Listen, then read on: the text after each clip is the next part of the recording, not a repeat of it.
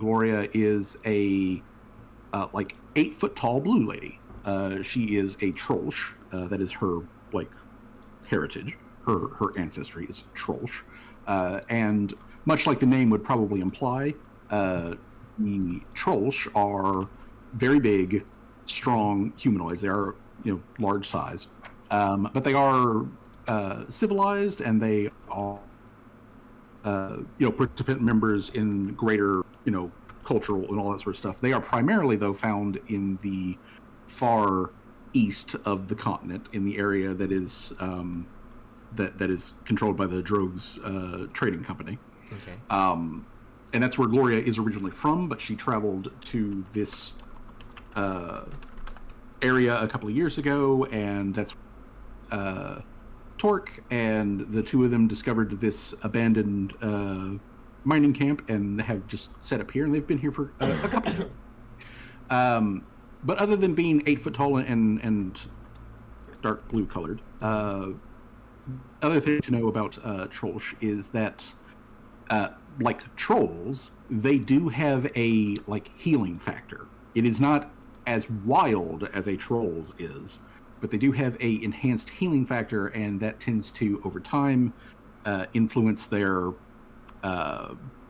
development as they grow, and it causes mutations and stuff like that. So some notable mutations for Gloria is that she has dark colored sclera for her eyes, which are otherwise golden. She has 4 digits on each of her hands and toes, or each of her hands and feet. She has 4 digits, and she's got these honestly, they look like freckles, but if you're up close to her, you can see that they're kind of like. Thank you, Samsy, so much. Thank you for the subscription. Essentially, it's actually part of her skeletal system. No way, it's been 15 that just months. sticks up like scales. So that it's like little pebbles that are sort of embedded in her. Oh my god! And hi, Gloria is otherwise a mountain Trolsch. Is we got sort a of hype train the going designation for specifically what kind of Trolsch is. Have fun. Otherwise, Gloria is like a big sweetie pie and has some anxiety. The recap, just why. But oh my god, thank you guys so much for the subs back to back in the hype train. I really appreciate it. I love you guys so much. But anyways, you guys came out here, and in this area, you have quite a large map to explore. And the way that exploration works is that there is a everybody can move it. Little token guy down here, and this little token just denotes where the party is on the greater map.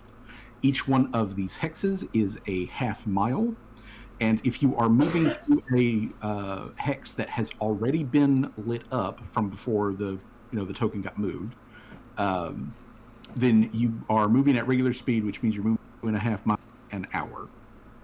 So that's 5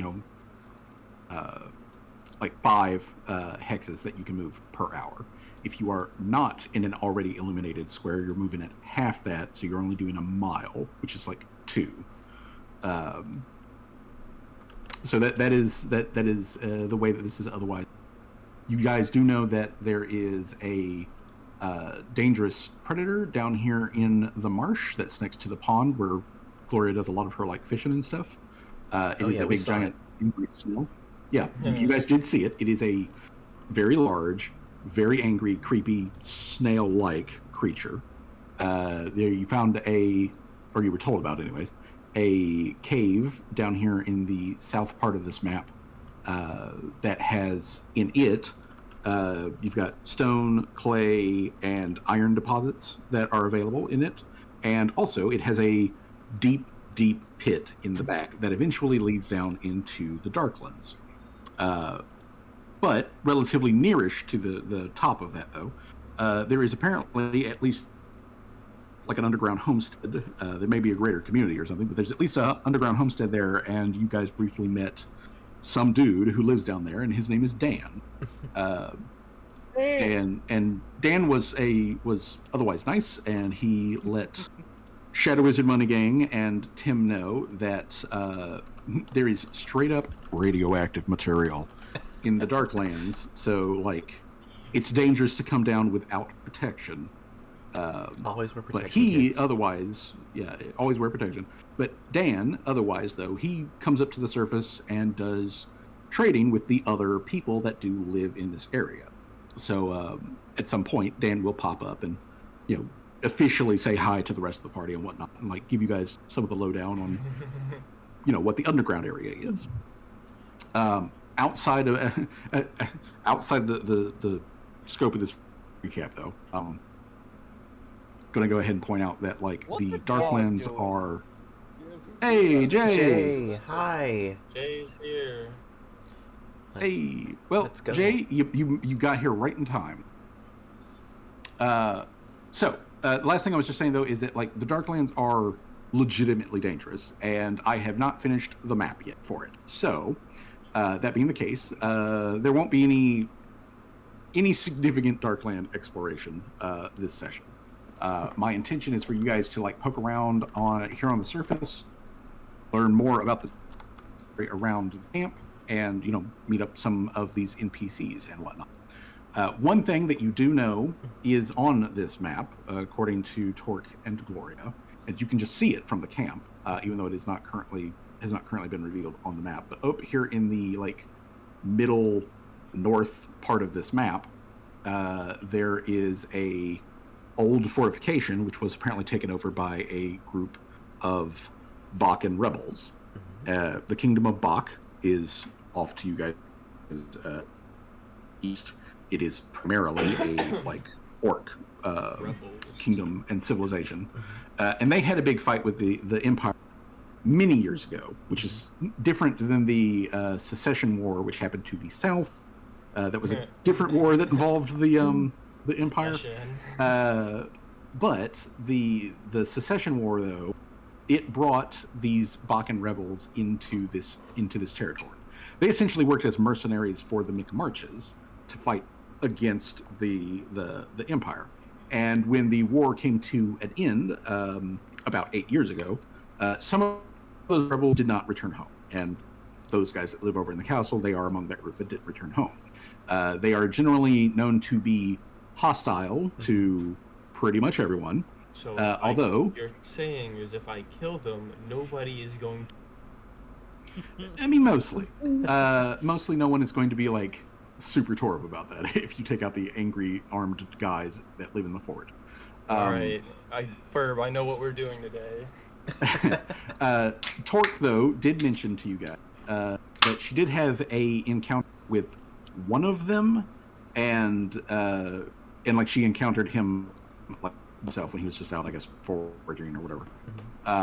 But she did have a encounter with one of them, and unlike previous encounters that she has had with the Bakkens, which assumedly they haven't visited violence upon her and Gloria because her and Gloria are Bakken themselves. So presumably that's why they haven't gone into open violence. But except for the one dude that she had a reasonably okay conversation with, all of the other guys there, guys collectively, but all the other Bakkens that are there have been very they throw slurs at Torque whenever they see her. So we're gonna break the but apparently there's one. But apparently there is one guy among who, and I'm not using guy collectively here, but there is one guy amongst the crowd that is there that wasn't trying to violently misgender her. So either way, besides all of that, that's what you guys know. So as far as exploration is concerned, there are a couple of copies of the thing on the map, so we can go in multiple directions if different groups want to go different places. For Jay's benefit, because he was coming in a little bit late into this, each one of these hexes, Jay, is a half mile. And this position locator here has an sight aura around it that stretches out a mile. So basically you guys are slowly uncovering the map as you're going. Yeah. And if you're in an already lit up square, you can move at 2.5 miles an hour, which is 5 hexes. If you are in a unlit up square, until obviously the token hits it, then you're moving at 1 mile an hour. So that's only 2 hexes per hour. Otherwise, you guys are going to have 10 hours of daylight to start walking around. So as we actually get into actual game here, it has been at this point now, you're right at the end of 1 week since you guys left the dungeon after seeing the Lamia boss snake lady just like absolutely fucking destroy like minions, and then casually send like a small army after you guys. So it's been so it's like 7 days on the dot, which means tomorrow Brick comes off of cooldown. Okay. Yay! So we got here Brick like, will be available. We got tomorrow. here like it's been like basically the night or the morning after the last session, more or less, right? Yes. Yeah. We're picking up in the morning, so everyone does their like daily preparations and whatnot. Breakfast is served and all of that sort of jazz. If you've got reagents or anything that you want to figure out what you're doing with, yes. now's the time to do that. But either way, in the early part of the morning, Port and Gloria let the party know that Gloria is going to be leaving camp probably for most of the day so that she can do some hunting, and Torque is going to stay at the camp unless you guys want her to come with her. But she's going to stay at the camp, and she is going to start working out like more permanent shelter for you guys. Basically, like figuring out like where we need to set up more stuff, because right now the camp has a small interior space, which is a very shallow mine shaft that just kind of burrows into the bluff. And in that mine shaft is where like Gloria has like a little nook for herself, and Torque has a little nook for herself, and they've got like a common space, which is where they keep most of their like supplies. But it's not fit for all of the party to like get in there unless it's an emergency. But the rest of the camp, though, has palisade walls. It is got like 3 different tiers to it, and there is a bunch of space within those palisade walls for you guys to spread around. There are multiple lean-tos. There is a whole working forge, which is what Callie has been like working on, or working in, excuse me, and all of that like sort of jazz. So, 10 a.m. the day like after we ended last session, I need to know what everybody's doing. I assume that Callie is going to be doing crafting because she needs 2 days to give everybody their magic weapons. Yeah. All right. So Callie is on magic weapon duty. Okay, so she is making the runes for that.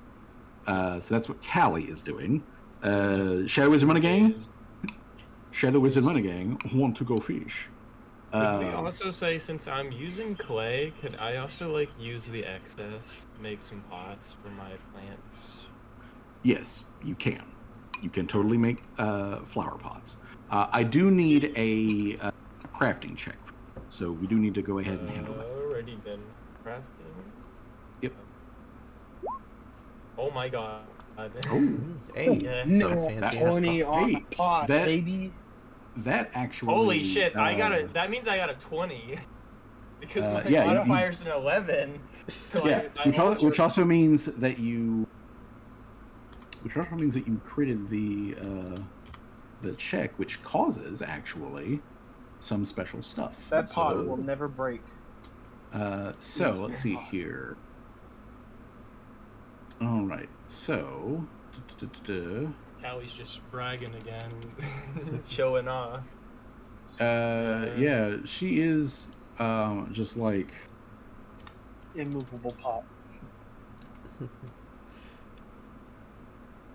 okay. There is a thing with like here we go. Critical crafting. Yay. Okay. Critical success. Let's see here.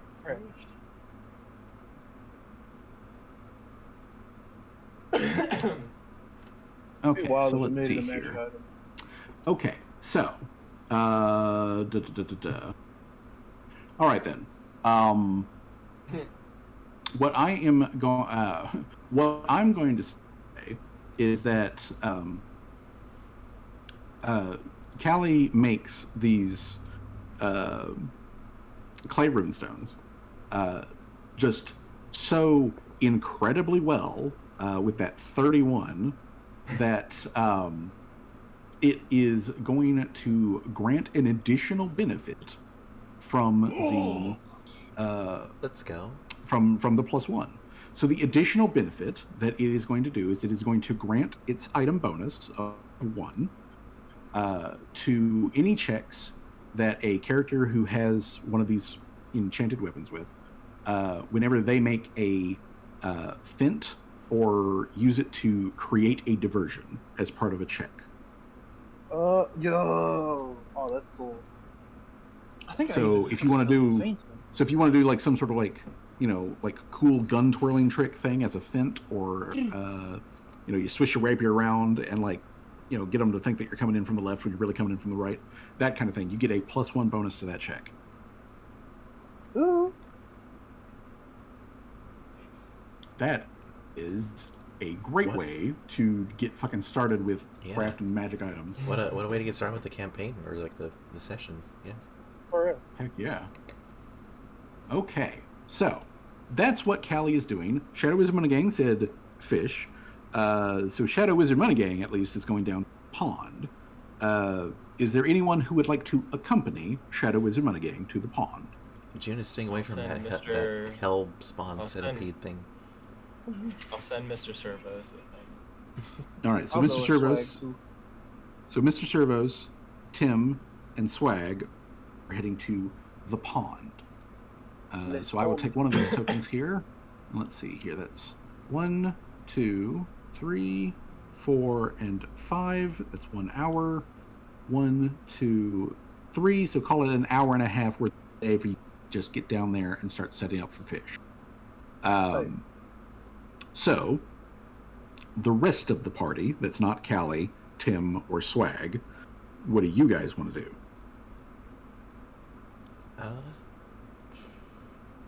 I guess help Torque get the, like, you know, living arrangements set up. Okay. All right. So you will be helping Torque with living arrangements. So that takes care of June. So Laria, what do you want to do for the day? Well, I want to go, like, probably in this, like, area, just to look around and see if I can forge for anything okay, medicine or like. Okay. All right. So you want to like just move into this just general area? This area right here. Okay. Just, all right. Yeah, we're so like. We will. So we'll put one there for Laria. Jay.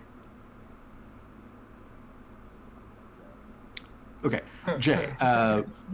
So that you are aware, in the previous session, Jamal basically been on watch duty at the camp.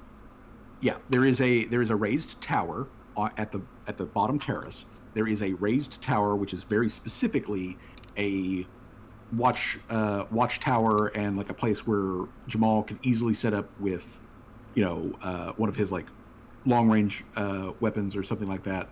Be able to has a commanding view of the forest out in front of him, and if anything was approaching up the trail to the camp, unless that thing's fucking invisible, Jamal. So that's what Jamal has otherwise been doing. Do you want Jamal to either go with Laria or go to the pond where there's the big violent snail that you haven't seen but you've heard a lot about, or stick around with Callie to do crafting, or just remain on watch?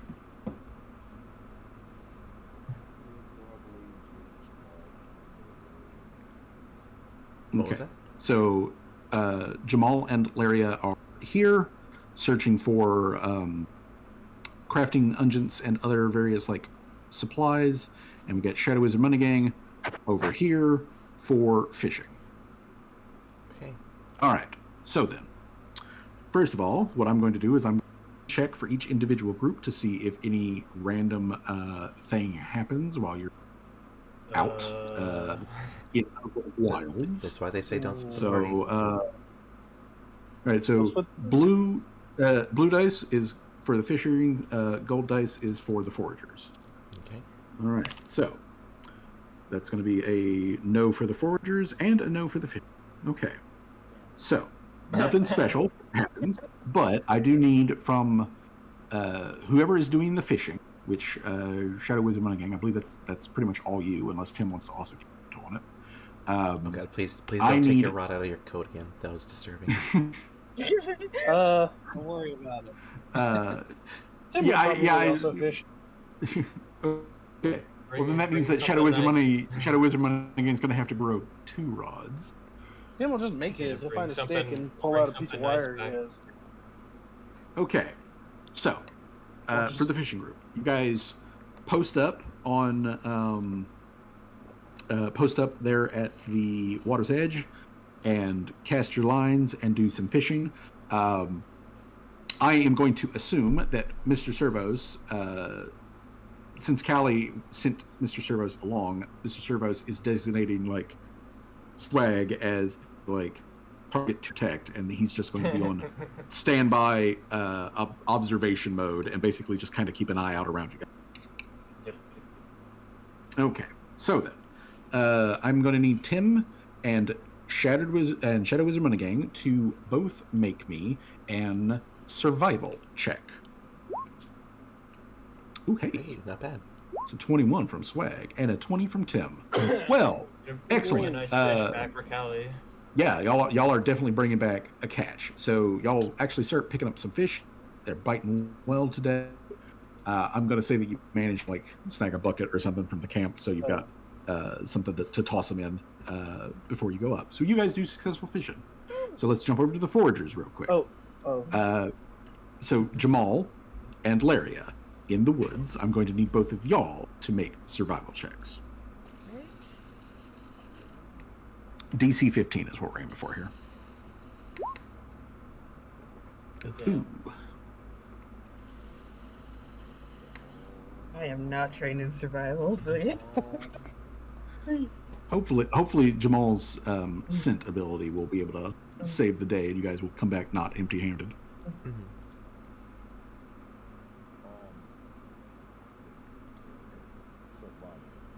Survival, yes, sir. Cool. Okay. All right. Well, foragers do not really find anything worthwhile, but also you don't find anything, negative to report back either. So at least there is that, and you've revealed a slight bit more of the map too. So cool. So first day of crafting goes by, and it's taken care of. I'm going to go ahead and apply the same bonus that you got from that crit to just everybody, so that's across the board. Nice. But I will need on day number 2 for Cal to make another crafting check, so we can go ahead and get that out of the way. Hey, not bad. All right. Okay, so that passes the crafting check DC 15. Yes, please. I was just going to say, before we left the day before from the river, could Tim have done like a perception check to see if there are any like old ruins or decrepit buildings nearby, or if it's all just flat plains? You know what? Actually, yes. Go ahead and we'll make a retroactive perception check for Tim. Okay, with a 15, you do notice actually, Tim, that while this area is there's a lot of game trails and stuff that like goes through the forest and the underbrush while you're just like, Shadow Wizard Money Gang is probably like asleep with both reels, in the water, and he's just snoozing while fish are biting or whatever. And you're looking around. You do notice at the north end of the lake, so like up here, you do notice that there is a trail. It's grown over from disuse, but there is a big trail like somebody would have used to like move wagons through this area. So it is disused, but like you do see that there is a trail, and it goes from the lake and it goes further north. Always not So you being do know used that because of that the snail activity. yeah, it may be disused because of the snail. And as a matter of fact, what I am going to do is I'm going to place down another X because Tim spotted something worth noting. So, Awesome. Tim, you have spotted a thing. So let me put down our X over here. All right. So this is the beginning part of the road, other like broader but disused trail that you notice. There's something over here. All right. Now we go ahead and jump to day number 8 total, since y'all encountered the Lamia, which means that Brick is now back off of cooldown. So when Tim, in the morning when the sun comes up, you notice that Brick's miniature has gone from curled up sleeping to standing at ready. So you know that he's off cooldown. So this next day, again early in the morning, everybody does operations. And again, Gloria says that she's going to go out. She's going to grab supplies so that the plans that Torque and June went over can begin construction. But she's going to need a lot of logs to do that. So that's what she's going to go out and do. All right. Torque's going to continue polishing up, construction plans. Torque is not a carpenter by any stance. She is leaning on her bardic knowledge skills to be like, I know a little bit enough about to mostly do this. So they are again doing the same thing this day. So in this new day, what does the party want to do? Obviously, Callie is finishing up the crafting for the magical items for everybody, so she's busy with that. Into pots.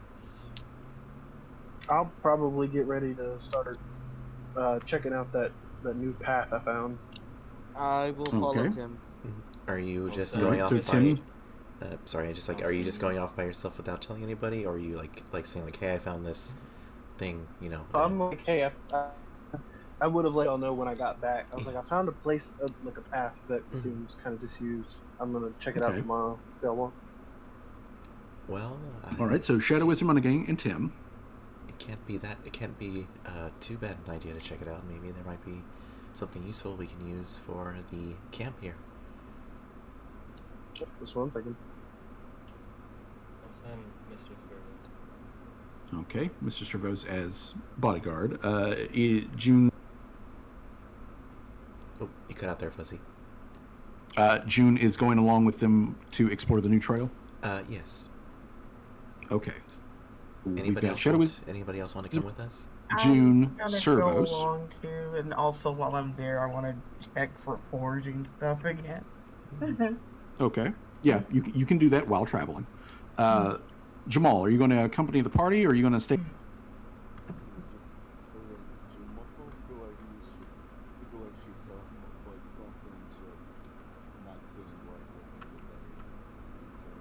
Okay.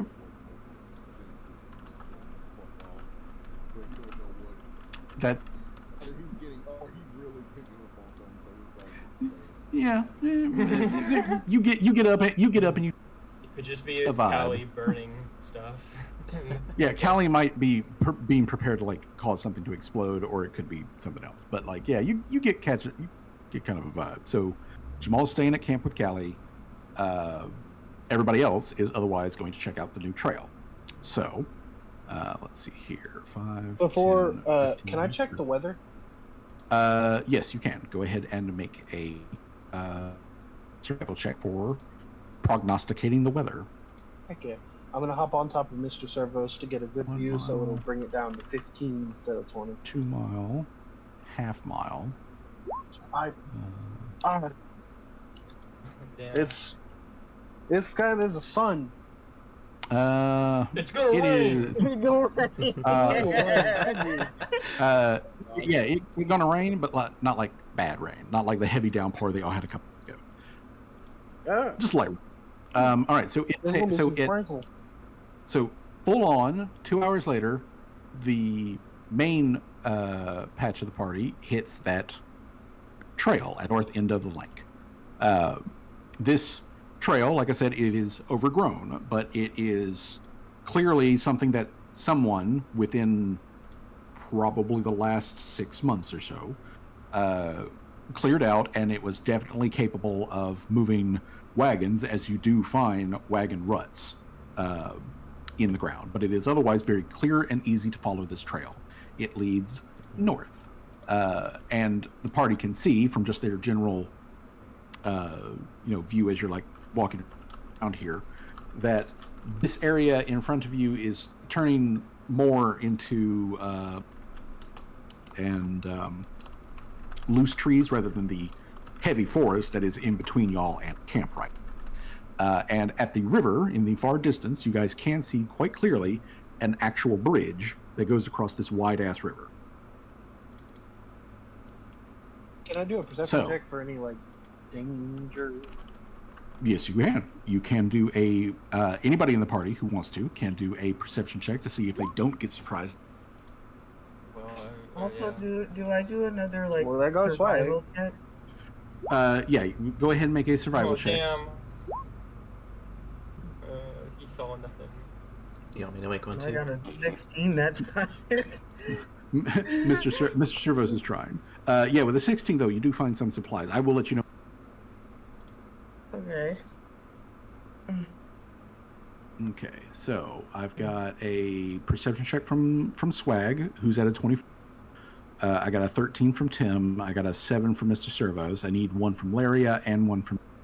Is it perception or Oh yeah, what threw me off was Mr. Servo's initiative, but it's perception.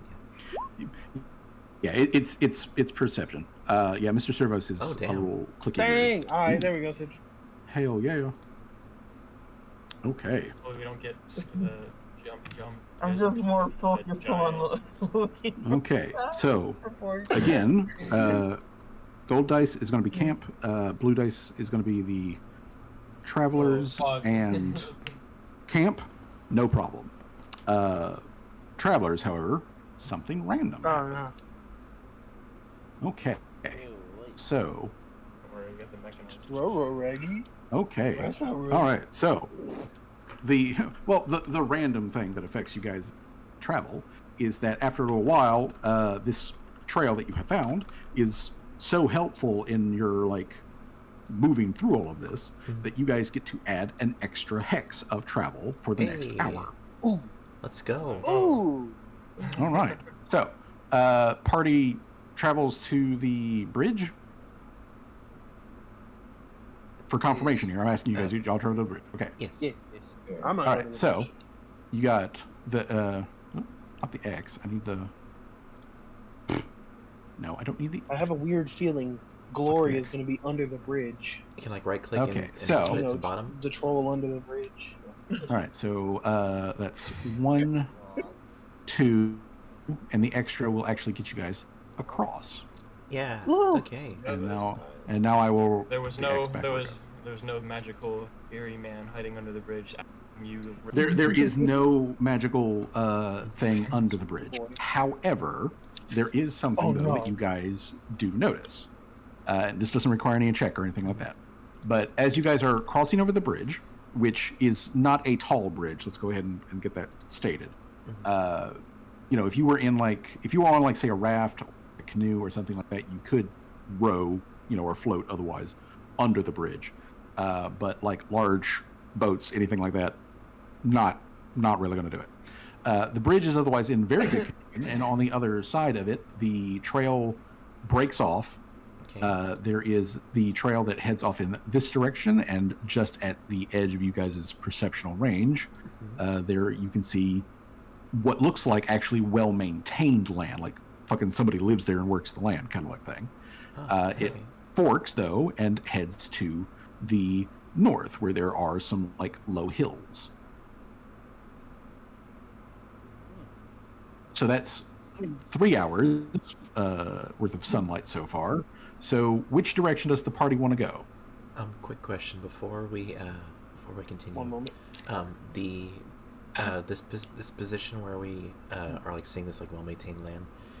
Is this more or less where we saw like the smokestacks that where Gloria pointed one of the smokestacks that like where Gloria pointed out like that there are other kind of settlers here and like traders? Yes, y'all did see a smoke trail very much in this. There are others beyond it that are further to the west of your current location, but yeah, there is definitely a smoke trail that is slowly curling up into the sky that lets you know that yes, there is definitely civilization of some variety. Well, yeah, I meant less that like obviously if like there's maintained like there's some of you living here, or just that like where Gloria pointed out like, hey, these are like the nice people that I trade with sometimes. Yeah. To be clear, these are the ones that on occasion they sort of like pass each other on the trails or whatever, and like small trades and things like that. So yes, one of the homesteaders that lives in the area. Okay, just confirming. Okay, so the party doesn't have to follow the trail. Obviously, they can go wherever they want. So I'm turning this over to you to control the token. So one of you click on that token. 3 hexes in a direction, and we'll see what the party reveals. I guess June do it. All right. Well, I'm just June, if you would. I would just point out to the party that, like, hey, this is probably one of the other kind of prospectors or for like pioneers, etc., etc., over yonder, and if we want to, I guess, introduce ourselves, or if we want to go up north, what does the party want to do? There are traders, right? Does that mean that we could like buy stuff from them, or no? If they have stuff to sell, then yes. But these are otherwise people who, according to what you have heard from Torque and Gloria, these are homesteads, which are usually like a single family of people. But a lot of them are like craftspeople or some sort of like service people, in addition to just being homesteaders that live out here in the wild. So yes, some of them very much could have things to trade and sell. Well, I guess I would talk to June, saying along the lines of, I'm kind of curious about what kind of stuff they might have for sale if we're up for trade. All right, so introduce ourselves to the neighbors. All right, is that good with everybody? All right then. Yeah. Okay. That's fine. All right. So please move the token 3 hexes. Okay. 1, 2, and 3. All right. So you guys reach this homestead. This homestead, as you're coming up, is very clearly a farm. They have a moderate-sized field where you can see that they've got wheat, which is slowly approaching harvest. They also have like plants like beans and alfalfa and just some other vegetables. Looks like they've got like some rows of like carrots and like maybe potatoes and that sort of stuff.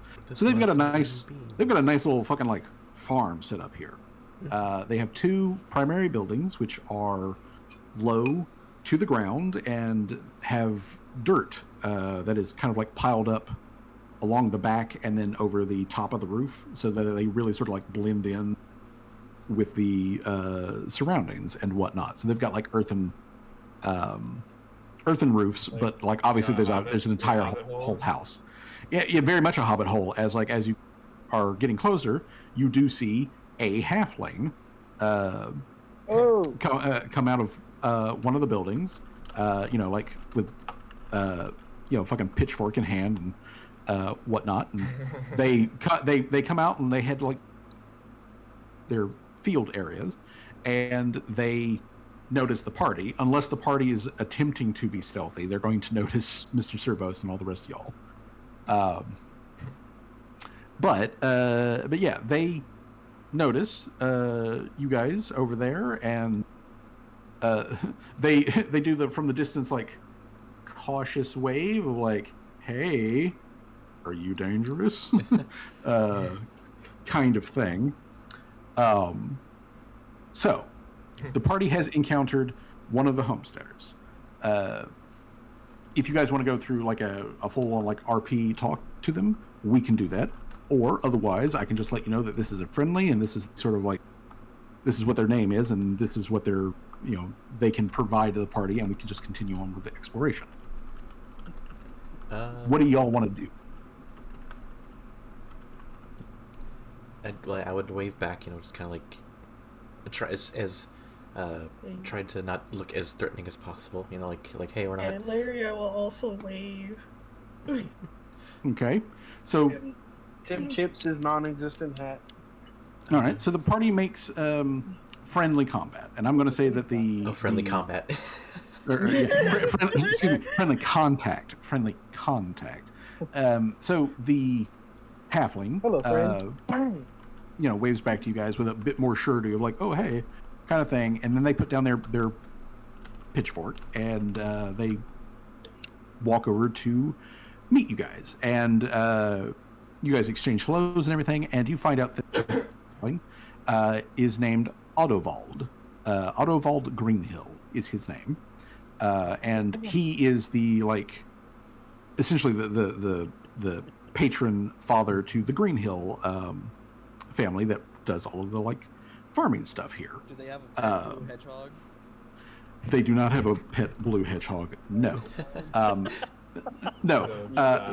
They do have though a giant rat on a leash that they call Speedy. Oh my god. And I mean this dog, this rat is literally Dog. Yeah, it is like the size of a wolf, bigger than Jamal. Dang.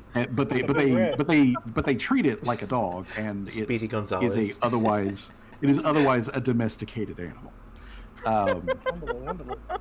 But the Green Hills, this guy here, Ottovald, is sort of like the head of the family.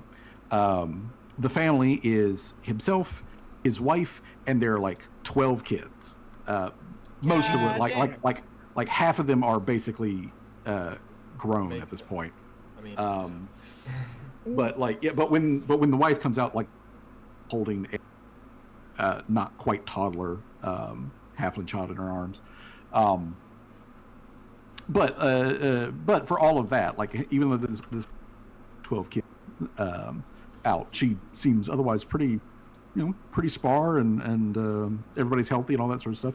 They are friendly folk, and they are, when you guys, I assume, tell them that you are at the camp with Gloria and Torque and all that sort of stuff, they know who Gloria and Torque is. They inquire oh hey, how are they doing, that kind of thing. And according to the Green Hills, they have traded food with Torque and Gloria in the past, and Gloria, as recompense, has she came over at one point and helped them pull boulders out of the ground so that they had larger space to do farming stuff. So she just moved stuff that they would otherwise need heavy machinery essentially to do. So she just yanked that shit out of the ground and gave them more space so that they could set up their fields and everything. But they're glad otherwise to remain in the area. Then just come on by, and they are willing to trade food with you guys. So essentially, these farmers can provide the party with guaranteed food. So if the party needs to get food for a particular reason, and they don't either want or can't hunt or gather or anything like that, you can get food from these guys so long as you're willing to make the 4-hour trip from camp to this farm and back again. So the party meets the Green Hills. The Green Hills are an allied. I will ping on the map here that there is distantly, you guys can see more smoke rising over here. Not the hills themselves, but a little bit past the hills, there is another like curl of smoke. The Green Hills do also tell you guys that if you head north and a little bit west, there is a big lake over there. Northwest Big Lake. Okay. Ooh. Northwest, there is a large lake, and that lake has a name. And if you'll give me a second, I'll tell you what that name is. It is Fellap Lake is the name of it. So they say there's Fellap Lake in the north. They do also tell you, as far as Fellap Lake is concerned, that you might want to avoid the north and east like coast of the lake after it gets dark. Expects us Strange to be lights out over at there. that dark time. Yeah, like when the sun goes down, if you're on the like southern like coast of the lake, it's no more dangerous than any of the other part of this land. But if you are on the like north and east side of the lake after it gets dark, there's something, and the Green Hills don't know what, but there is something that comes out of the lake, and it's big, and like one of the adult kids points at like Mr. Servos and is like, it's as big as that. Oh, When okay. it comes out of the lake. Golly. It's the snail.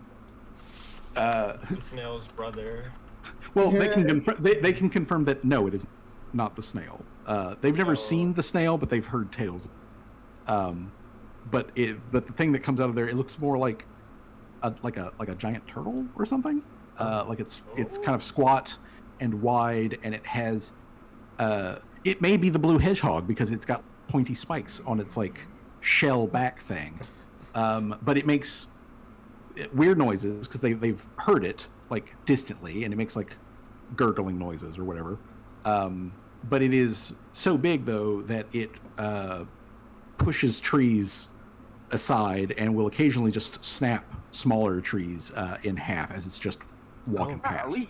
Jeez. So Wait, So- did they say it was specifically dangerous, like it's hurt people, or if it's just like a potential hazard that's out there? they refer to it as a potential. Now, obviously, you're talking to halflings, and you're talking about a large-sized creature, which is, like 12 times their size. So therefore, it is quite, it's quite capable, assuming that it can and wants to do so. It would otherwise be quite capable of literally swallowing a whole. So for them, God. dangerous. For you, who are bigger than they are, maybe less so. But like, they consider it to be a hazard worth avoiding. I kind of want to see it, because I always. Well, you don't just want to see it; you want to slay it. Well, Not particularly. It can be sentient. the party has otherwise spent 4 hours in their trek to get out here, so that's 4 out of your 10 hours of daylight. So where does the party want to go next? How many hours away is this lake that they were talking about? You could get there in an hour. All right. You guys want And to? then how long would it? Oh, go ahead. Oh, I'm sorry, just saying a character. Do you guys want to see what's up at that lake? Maybe they might have some more fishes there. Shout out. Yeah, I'm always Cool. down for fishing. Don't damage my More robot. fish. All right, so the party moves 1, 2, and 3 tokens up here to the southern shore of the lake. This is Oh. a lake that is 2 or 3 times bigger than the one that Gloria does her fishing. Like if you included Dang. the lake and the marsh, it would be almost as big as this lake. So Dang. Fellap Lake is a large lake. It is multiple miles across. When you guys get up here, it's a little bit windy. And as you are coming up here to the lake, just at the like end of the party's like clear sight range, you can tell that there's more hill, and there is honestly there's a very high up waterfall that is feeding this little river here. So you can see that kind of just at the very edge of your visual range. Otherwise, you've got kind of just rolling hills and grasslands sort of spreading out around you. So, now that we're here, though, I'm going to make another check to see if anything should pop up. All right. Random shit. All right. All right. Again, gold dice is for camp. Blue dice is for our intrepid explorers. All right. Intrepid Explorers. You yet again get the magic number, and camp avoids anything special happening. You almost sound disappointed there. I was gonna say it's almost good that another the two people are safe. survival check for foraging. You know what? Yeah, you're in a whole other. Your forage check. Do it again. I don't get nothing. Yeah, you're just like not seeing anything honestly, worthwhile as you're going. I'd also like Can to do with Mr. the- Servos do a perception check to see if there's anything nearby? Mr. Servos can make a perception check. As a matter of fact, anybody in the party can make a perception check if they would like to. Oh, that's fucking bad, bro. God damn. You rolled a So we might need to fucking upgrade. 1, bro. A goddamn 1. Mr. Servos is like, man, the lights.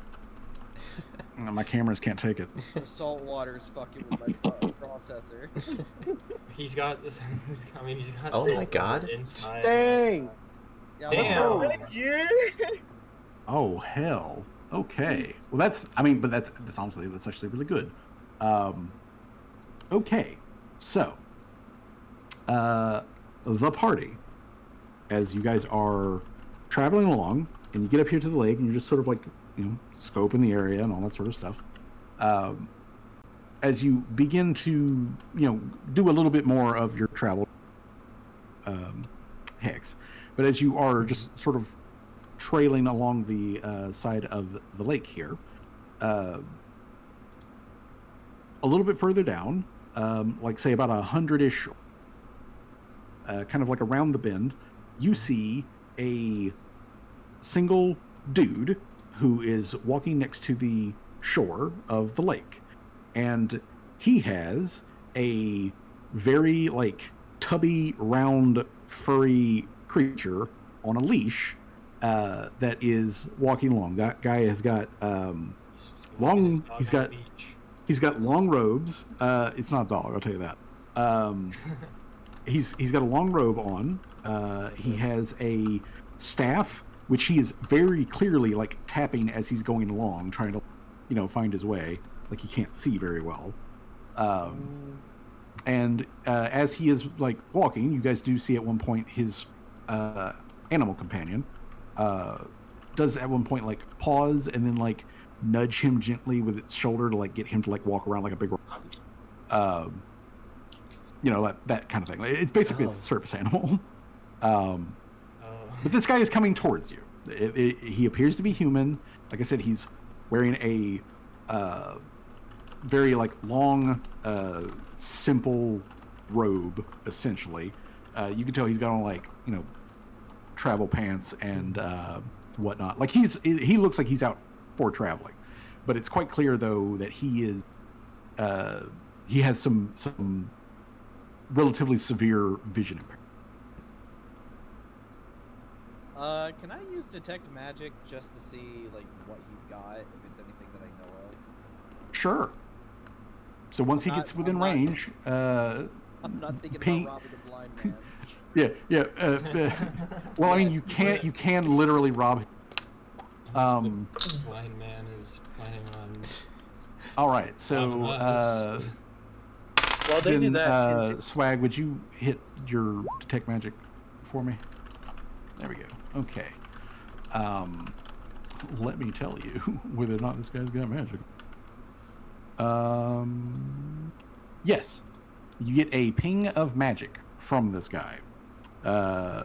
His walking stick that he has, it's magical. He also has something else in his pocket that pings as a magic sword. Can I also use an Arcana check to see what it might be possibly. Oh, and his furry companion also pings its magic. Oh, so It might probably be like similar brick. to. That's what I was getting ready to say. It's probably something similar to Brick. So, can I do an Arcana check to see what his staff might be? Yes, you may do a Arcana check to get an idea on what the staff is. Well, God damn. Okay. Well, Shadow Wisdom again. As this guy gets closer, and I'm assuming the party's just sort of like standing there. Yeah. June watching would this wave guy. at him. He does not wave back. Aw. He's He blind. probably won't. Wow, maybe. He's blind. Yeah. Yeah, he does not wave back because he is. But when he gets within, he's basically about 30 feet away, and is otherwise going to just walk right past you guys if you don't say something. Shadow Wisdom Running though sends out Detect Magic Pulse. It washes over him, and Shadow Wisdom Running, you're squinting at the staff, and you, with your check of 26, you can tell that his staff is basically just a very large wand. It works the same. It works the same way as the wand that you have. It has a spell that is stored in it that he can use once per day or twice if he's feeling risky about it. And that spell, I can tell you, is an evocation spell. Okay. What was evocation again? I can't remember. Evocation is like your combat spells mostly. It's where you are calling upon It's elemental energy. So like okay. fireball, is sort of like the quintessential go-to for that. Huh. Hit you with Ice Knife. So even though it is it physically is a staff, it works under the same rules that a wand does. Well then, I'm gonna have. Can Mr. Service do shield? Like shield back at the moment? Like. Yes. Yeah. Mr. Service can assume a defensive position. Just in case. Okay, so what I'm going to do though is I'm going to come over here to the blind man's little stat block here, and we are going to see if his hearing is good enough to like notice you guys. Hear the sound of a giant robot. Well, yeah, I imagine he might very well detect the sound of Mr. Servos getting into a defensive position. Yeah. Okay. Oh, that sounds like a giant robot. June would. I think June would kind of like say out like when he gets closer, like it's like midday, right? Well, let's see. Left out at 10, so 11, 12, 1, 2. It's like 3 o'clock actually. So late midday. Yeah. Yeah. I'll just June kind of call out afternoon. Oh. Sorry, I didn't see you there. And he comes to a halt, and he looks in the direction of June's voice, and you guys see his squat, round little animal companion also like stop and like basically just rotates in place to like face you guys. And up close, it is otherwise it's a normal animal, and unless Shadow Wizard Money Gang specifically mentioned it to you, he's the only one who knows that it's a magical. But it looks, again, you just left a farm that had like a rat as a pet. This thing says to all of you it's some sort of rodent, but it is, again, like the size of a dog. And your characters don't know this, but I'll go ahead and tell you, it's a fucking capybara. Oh my god! The man has a service capybara. Oh, that's adorable. Yeah, it is. But yeah, he turns and looks at you guys. Now that he's closer, you can tell that he is a older gentleman. He's not like elderly or anything, but this man's probably like in his either late 40s or early 50s, kind of like set. He is otherwise human or whatnot. But yeah, he turns and looks in your direction. You can clearly see his eyes do not point at anything specifically. But he says, Sorry, I didn't see you there. And he's kind of like, waves his like hand in front of his face. I can't see much actually. Oh, Is it? I'm sorry to ask, Miss, but like I heard some clanking behind you. Are you a are you maybe a traveling merchant or something? oh, no, that's our vehicle. We were just here to do some fishing. Oh, vehicle. That's a bit odd for this area. But is it just you? I don't want to make. Eh, you don't happen to be alone, are you, ma'am? I don't like Kind those of really kind of bad. like looks to the rest of the party, like just like she's still kind of like like is he just fucking with her, or like is he like she maybe like doing this like it's like a June can make a perception check to see if the man with the service capybara is lying, yeah, I want to do that because or he's otherwise being shifty. 14. Can Tim do Well, one? Tim can do one as well. You know what? I'm gonna do one as well. All right. Bro, just God ask if damn. the guy's lying or not. Yeah, Okay. check the blind man.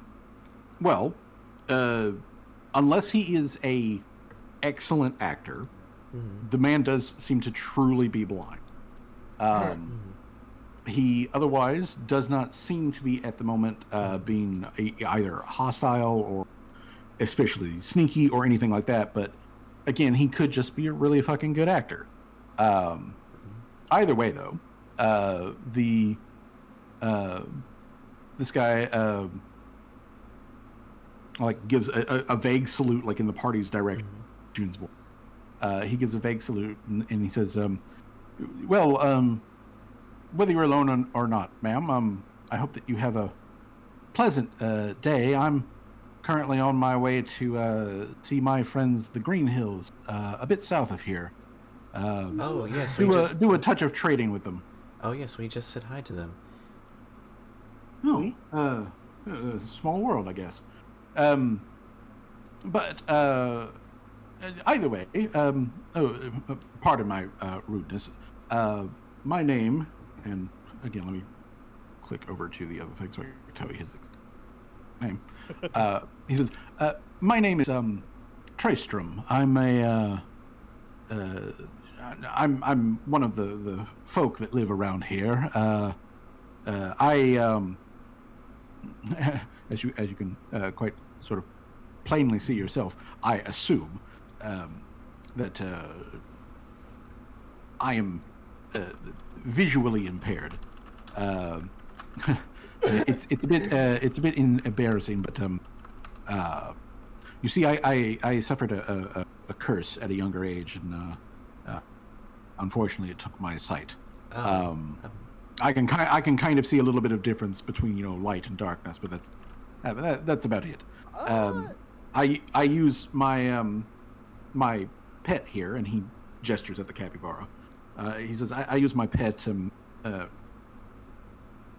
which it is my pet, but I mean, like, this is, more technically correctly, this is my familiar.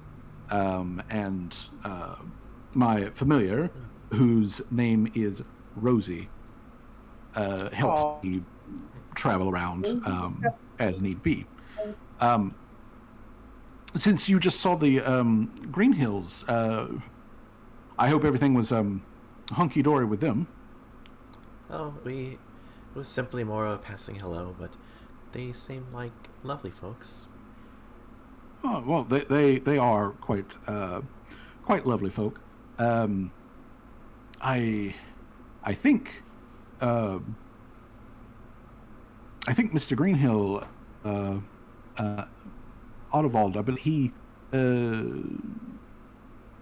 used to serve with the Imperial Navy, and well, they moved out here to get away from it all. Honestly, most of us out here did. If you should happen to if you should happen to meet up with any of the other homesteaders in the area, and just mention my name to them, then they probably are. We do trading with each other, and occasionally I'm requested to do some some light arcane services. I'm not quite the caster I used to be in my youth, but I've still got some I've still got some of that fire in me. Otherwise, though, this is a very pleasant accidental encounter here on the shores of Fellflap Lake. So, I hope that you continue to have a good day. Yes, apologies. I waved at you earlier, and I guess now I understand why you didn't wave back. But yes, we're passing through. We may not be permanent residents for long, but this is a lovely little getaway. I guess you could say that we also are trying to get away from some unsavory folks, but whether or not we stay long or we just pass through, it was nice to meet you. It was very nice to meet you. If you do not mind my asking, and I realize that meeting a blind wizard upon the shore of a lake is one of those things that usually comes up in the stories of bards and everything. So if you don't want to answer, I understand. But what is your name, ma'am? You can call me Vex. Well, Miss Vex, as I said before, I wish you a pleasant.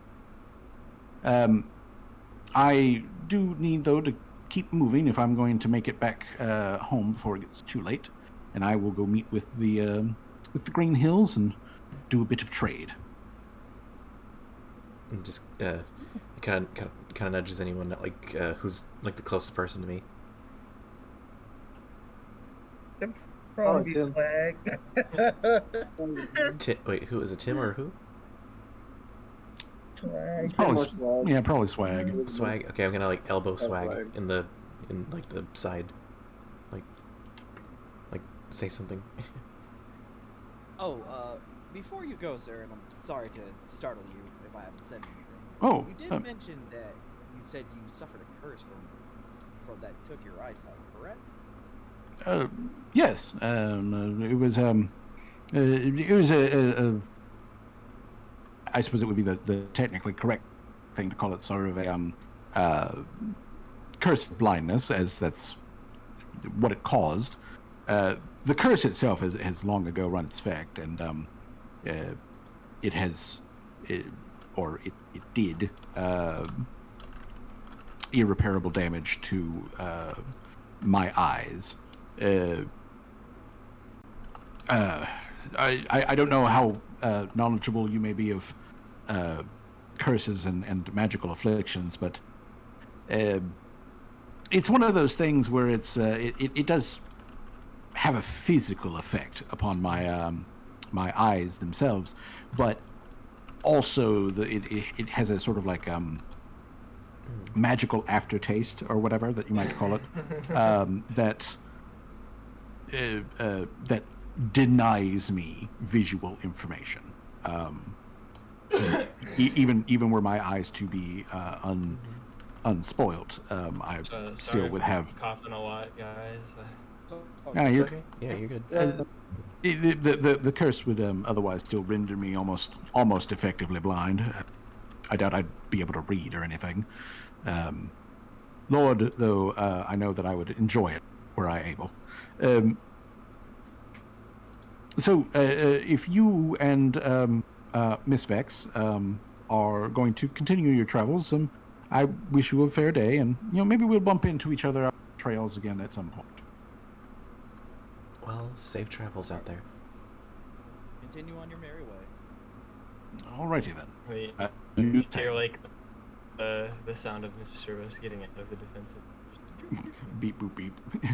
Which you guys can like see, like, you can see Tasterum like raise his eyebrow at that, but he doesn't otherwise mention it or anything. And then he turns and continues on his way towards the Green Hills.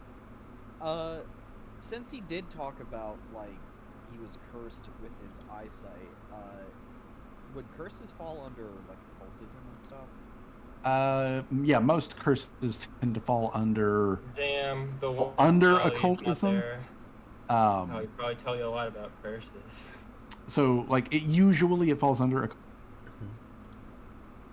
other sections. So if you wanted to make an Arcana for a recall knowledge on curses that do that, you can. All right, I'll do that. All right, 17. So yeah, that's totally actually a legit thing. There is a curse of blindness, which if you are unlucky enough to, boof all of your saving throws for it, it magically denies you sight, as well as also causes like literal degradation to your eyes. The degradation the degradation can be healed, but the ability to actually see again, or like to process visual information, essentially, that can only be returned to you if you get the curse effect removed, which has to be done by a higher level spellcaster than whatever applied the curse in the first place. So you couldn't theoretically cut your eyes out and replace them with like robot eyes? Yeah. Well, I mean, you could, but then your robot eyes also wouldn't. Yeah, because the magical component essentially just scrambles the data as it travels from the eyes to the brain, is essentially what the curse does. I see. Can Tim do a either survival or tracking check to see if he can find the footprints of that big turtle thing they were talking about? You would need to go more, so if the to continue along. This man then really wants to. Yes, you totally can do that. How much farther would I have to move? All right. Well, it is currently 3 p.m. So you guys can move 3 hexes an hour right now because of the boon that you've got going on. So 4 o'clock would put you up here, near like the hills and the falls. 5 o'clock would get you into the area where they said that they've seen this. Oh no way. And by the time you get there, the sun will be beginning to set, and then you'd have to make all of that travel back. I was gonna tell June, maybe we should probably head back. Well, I was following your lead. You were the one that said you wanted to track this thing. Sure. I have logic in my head from like video games where it's like, if we stay out at night, more dangerous creatures. What's a video game? That's just that is true. In, like, nature. Yeah, that is true in nature and in Pathfinder. If the party wants to be sure to make it back to camp before it gets full on dark, you kind of need to turn around now. Yeah, I was gonna say like we had like another hour or so. Gotta say we should probably leave now. What'd you say, Danger? Oh, I was just before we leave, can I do one last perception check for like old ruins, submerged, like partially submerged, maybe man-built? Go right ahead. Go right ahead and see if you spot anything special. Man, I might, depending on this, I might use hero point. Man really wants to see that fucking turtle. Bit boop. Okay, 23.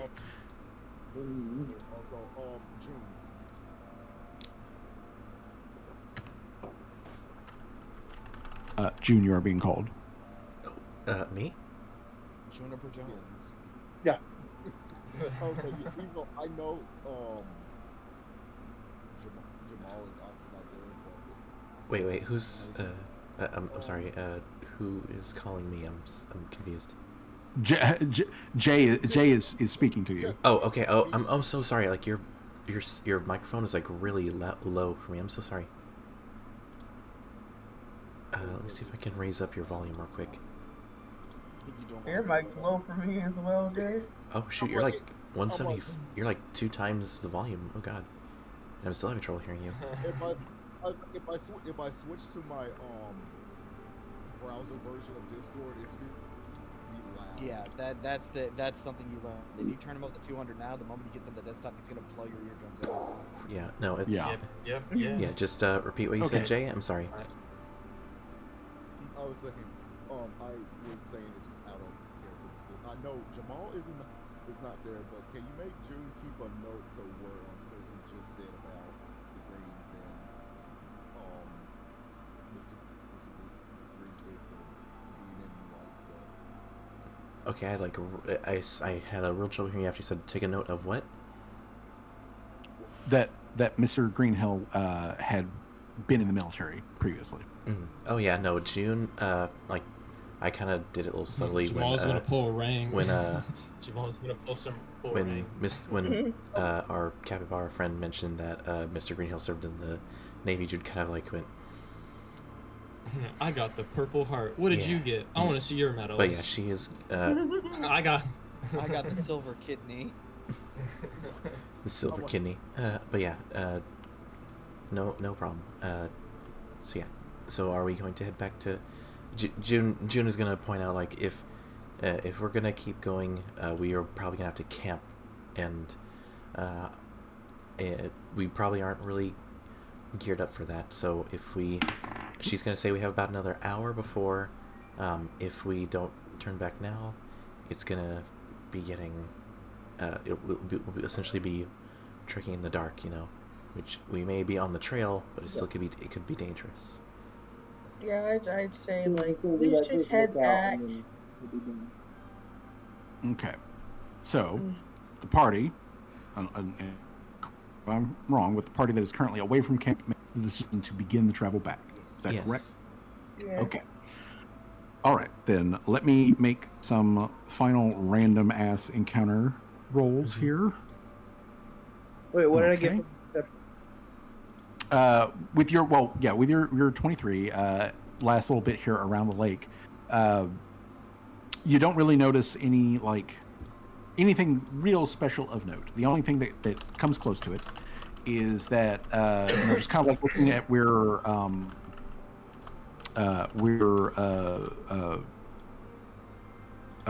Tastrum was walking. There is a game trail that leads along the edge of the lake, and it goes for as far as you can see. So conceivably, it is a trail that travels the entire edge of the lake. On this side, it goes from north to south. So if you come back over here, you can hit the trail and just follow it on up and see where it goes. So you do make note of the fact that there is again another sort of like trailhead. all right, Okay. So let's head back. all right. So I need to know actually precisely where you guys are at when this random encounter happens. Well, it's not a random encounter. It's a random thing. So let's see here. 1, Right here. 2, 3 is an hour later. 4, 5, 6 is 2 hours, and then 7, 8, 9, which gets you back to the trailhead. Okay, so you guys are at the trailhead, and let me grab the measuring stick. Neil. Okay, so and Callie's having murder on us. okay, okie dokie. So something does happen, and those of you who are on the trail, you do not experience this. But those who are back at camp, Oh no. so back at camp, it is. Even though Tim this morning was like, "It's gonna rain," it did rain. There was a sprinkling a couple hours ago. It is now at this point, clear, going into the late evening hours and whatnot. When Callie and Torque and Jamal back at the camp all hear distantly from the north, a just blast peal of thunder that echoes off of the bluffs and everything. Huh? Just a kaboom noise from very distantly to the north. It sounds very, very much like thunder. But there is a loud kaboom, and Jamal, from his higher position on the watchtower, can see distantly, a very large flock of birds pick up from the A flock forest of canopy what? and like fly off. A bird? A large flock of regular ass birds. Oh, it just cut out. Yeah, just regular birds, but it is a large sea to the north that all just suddenly startle out of the trees and like, flap And then around. one drop. But so Jamal, you see birds, you hear a loud kaboom. It does not sound like gunfire or cannon fire. I'll go ahead and give you that. But it's otherwise a very large kaboom that Does it echoes sound very like- similarly to thunder. Does it sound like something falling from the sky? No, I'm it does not not. dealing with Cthulhu ass stuff. We are only level 3. I was thinking it was a meteor or something. Yeah. No, it sounded like something just broke the sound barrier. It sounds like, well, I mean, I guess technically something did break the sound barrier, but either way, it doesn't sound like something falling from the heavens, kind of like. There isn't like a follow-up explosion. There's no flash of light. There's no weather to explain what sounds very much like an extremely loud boom of thunder.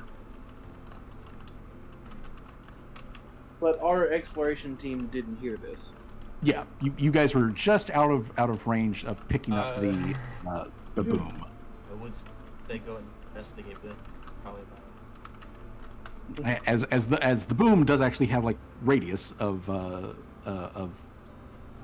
anything less than 5 miles, and you guys are slightly more than 5 miles away from it. So you guys don't pick it up in like the background noise of like all of the forest and moving around and all that sort of jazz. But either way, why is it always clicking the X and not the little token? Either way, get that back in space. All right, so 1, 2, 3, 4, 5, 6, 7, 8. Did or Gloria say there was like anybody of note up there in that area with the... Yes, Torque and Gloria both confirmed that up north, generally very much in the direction that the sound came, that there is a lady that lives in a like grove or something up there. Torque said out loud that she thinks that there is a druid woman who they call Adlaka. Oh, that's probably... Yeah, that's what's probably... So, it's like ruined God. Look it up. So there was the kaboom, and 2.5 hours later, the sun is going down. The remainder of the party shows back up. Callie completes all the final rune stones and all that stuff, and everybody's stuff is now really truly officially. I can grow drugs now. Yep, and you got pots that you can now grow drugs in. We use the pot to make the pot. Which, like, as everybody is like coming back in, and like, Callie is like, like, I finished up these pots and I can grow, drugs in them. You do see Gloria who has been she's been back at camp. She brought in like a cleaned deer carcass to cook, and she also just hauled in several like big ass logs that are thicker than Callie's entire body. That to give extra wood for like building a more covered shelter for you guys. She's sitting over to the side though, but when you say that, you see her eyes like lighten up just a little bit, and she looks over and Callie's, Like, drugs? Or Yeah. Do you mean like, and then she like makes like a motion of like, like putting a cigarette to her mouth, like the kind that you Yeah. you light on fire and breathe in the Uh, smoke. Callie's like a bit confused at first, but then when she makes a gesture, that gesture, she's like, "Oh, yeah, I can make drugs like that." Oh, because Cod Laka gave me some seeds and things for that. But I'm not really good at like growing plants. Can you put some of those seeds in one of those pots? Yes, I can. No devious action here. Yeah, just just a kid making drugs. for a bigger. The 4 foot tall fish girl talking to 4 foot tall troll woman and being like, yeah, sure, I'll. What makes you so so I Grandma was gave- looking for a Breaking Bad gift to put in the chat. Callie's like, yes, I can. I can. Callie's like, it's time to cook. It is time to cook. It is time to cook. All right. Speaking so- of which, I probably should at some point look through all of that sack of just random shit I gathered up to see what was inside it. I'm assuming that like over the rest of the evening, essentially what's going on is that Callie is sort of like filtering through that and separating it out and getting ready to like plant. Yes. So you do that. Gloria handles cooking, which is what she's been doing and handling for the party. It's a thing that she can do that generally like takes up her attention and keeps her from getting like spooked from any sort of like random movements that you guys make. So she does handle that in the evening, and after dark, Torque and Gloria return to their room on the like inside of the mine thing, and everybody else is out in the otherwise the open camp. So after dark, Well, there is the question of are you guys going to set watches specifically or just get rest?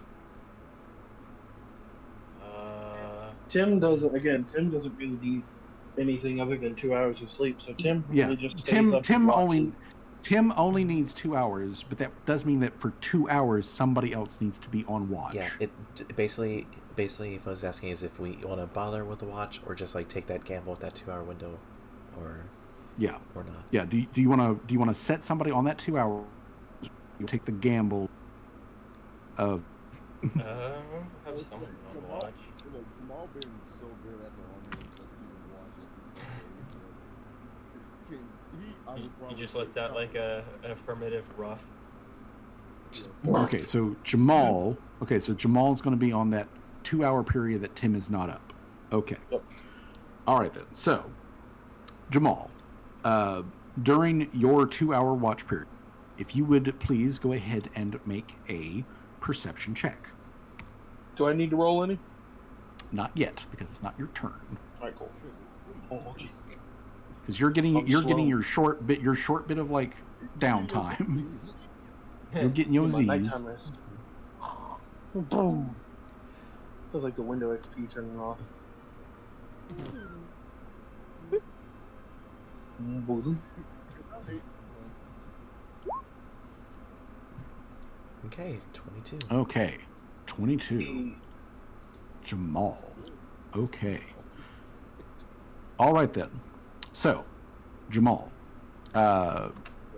It's easy enough to say that this has been kind of like, standard since you guys got out here.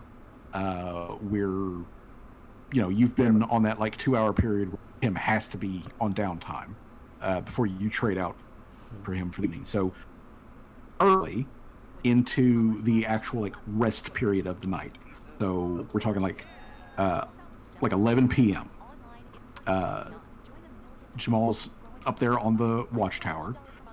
It is clear skies right now. There's a couple of clouds, moving around, but you got the starlight, you've got moonlight, all that sort of stuff. So you reasonably can see pretty well.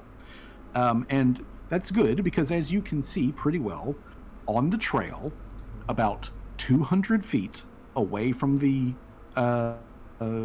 camp's gate, so to speak, you see movement on the trail that is very clearly not an animal, but a person shape.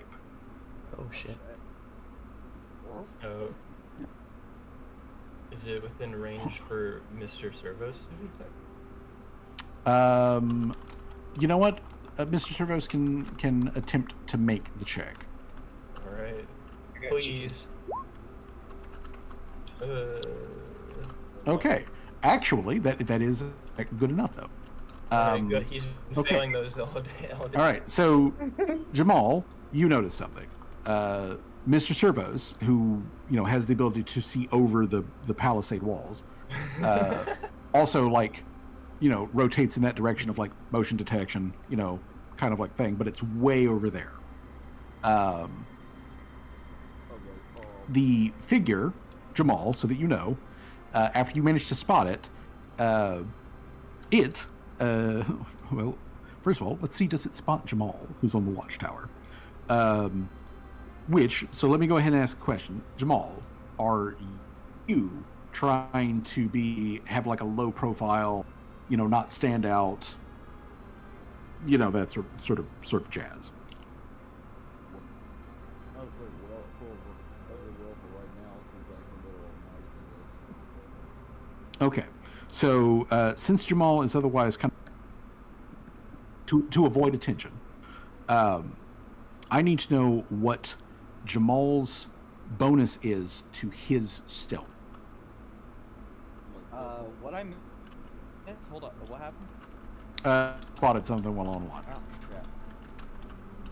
crap. So on Jamal's sheet, Jay, if you would take a look at his stealth skill and tell me what the total bonus that he gets to it is. Like the one in the circle. Yeah. 9. Okay, so a total of 9. That means that Jamal has a 19 stealth DC. Okay. Okay, so let me go ahead and make note. Let me go ahead and make note of that. Jamal has a stealth. Not a terrible stealth DC, to be honest. I think that's even better than me. Yeah, that's actually honestly really good stealth DC. Yeah, one more than me, so that's crazy. And I'm the rogue. Yeah, so that means that this creature has to make its perception check higher than a 19 in order to notice Jamal. However, the other thing that it could potentially notice is Mr. Servos. Yeah, I was about to say, all of that gets canceled out with big robot. So the big robot is. So what is Mr. Servos's bonus to stealth, if any? I think it is quite literally 0. Okay, so Mr. Servos is a straight up 10 for his stealth DC. Yeah, because I don't see anything in here. Okay, then that. Okay, what's his dex? What's his dex bonus? The 3. His dex. Okay, so his stealth is a 13 then. Okay. Okay, so it has to make a perception check higher than 13 to notice Mr. Servos, and it has to beat a 19 to notice Jamal. Servos is stealth. It just based off of the roll itself, it notices Mr. Servos, but I have to check and see if it actually notices Jamal. And I'm going to say probably not. Yeah, it doesn't notice Jamal, but it does notice Mr. Servos. Hopefully it scares them away. Well, no, actually, it doesn't scare them away. They get closer. So, Jamal and Mr. Servos, you see a lone humanoid figure that is attempting to be sneaky, but you guys have spotted it, that is approaching the camp, and as it gets closer, cuts the distance down to 50 feet away from the gate where where Jamal is. So 50 feet away from the gate where Jamal is, and then Servos is literally 10 more feet away. it again comes to a halt to kind of like survey the camp. I would assume Jamal can quite clearly see that it is looking at Mr. to be like, is Mr. Servos active? Has the robot noticed me? Kind of like thing. It is utterly unaware of Jamal's presence. Could I say that, like, because of it, Mr. Servos wakes up Callie? Yes, Mr. Servos can take his action to alert Callie, who's currently sleeping inside of him in the little fishbowl. Well, a little alarms for cockpit to be like, robot has detected. And then she hops into the cockpit. Can I then, Callie see, like, try and see who this dude looks like? Like, what is he look hostile? Or Callie can try that in a minute, but at the moment, Jamal, Okay. you are the one who is awake and active and can see in the dark or see in this low light conditions. The thing is still slightly out of your scent range, but as it's now closer, you can see that this is very clearly humanoid. It is more or less like human-sized, and you can tell that it is armored, and that it is carrying. It's got something in its hand. So it's got an item that in its hand, probably a weapon of some sort. And you can also tell that, like, hanging from its belt, it has something that looks like 3 cables or cords or something like that then have a round ball shape on the bottom of it. I see what he's trying to do. Oh no. There's a realization. He's like, okay, I would say realization of this, of that out, and Jamal see it, and then he see Mr. Servos active, and he kind of see Callie jumping. He's gonna see Callie. Well, Callie's already inside. She's just, Yeah, like Jamal can see that Callie has starting to like, starting to get aware. So I'm like, well, I would say Jamal. I would say Jamal pull out his flintlock and just shoot up in the air as a warning shot. all right, so you're gonna just make a warning shot into the air. Okay, so then you can shoot at his feet and say that if he tries to get any further, you'll shoot him between the eyes or something like that. I'm like, no, it's just more to alert the rest of the party, but also trying to give him a warning shot of not getting here. Okay. All right, so Jamal stands up, like makes himself, appear to where this guy can now see him. Pulls out his gun and just like lets out a warning. The entire party hears this, so everyone is like startled awake momentarily by the gunshot. The creature, who is out, like I said, 50 feet away from the opening of the camp, stops, like, where it was at, just stops, turns, looks at Jamal, and now that Jamal is like standing there, like you're locking eyes with this thing, this thing looks like a, more or less like a human dude, but when it looks at you, the eyes that look at you are not human. They are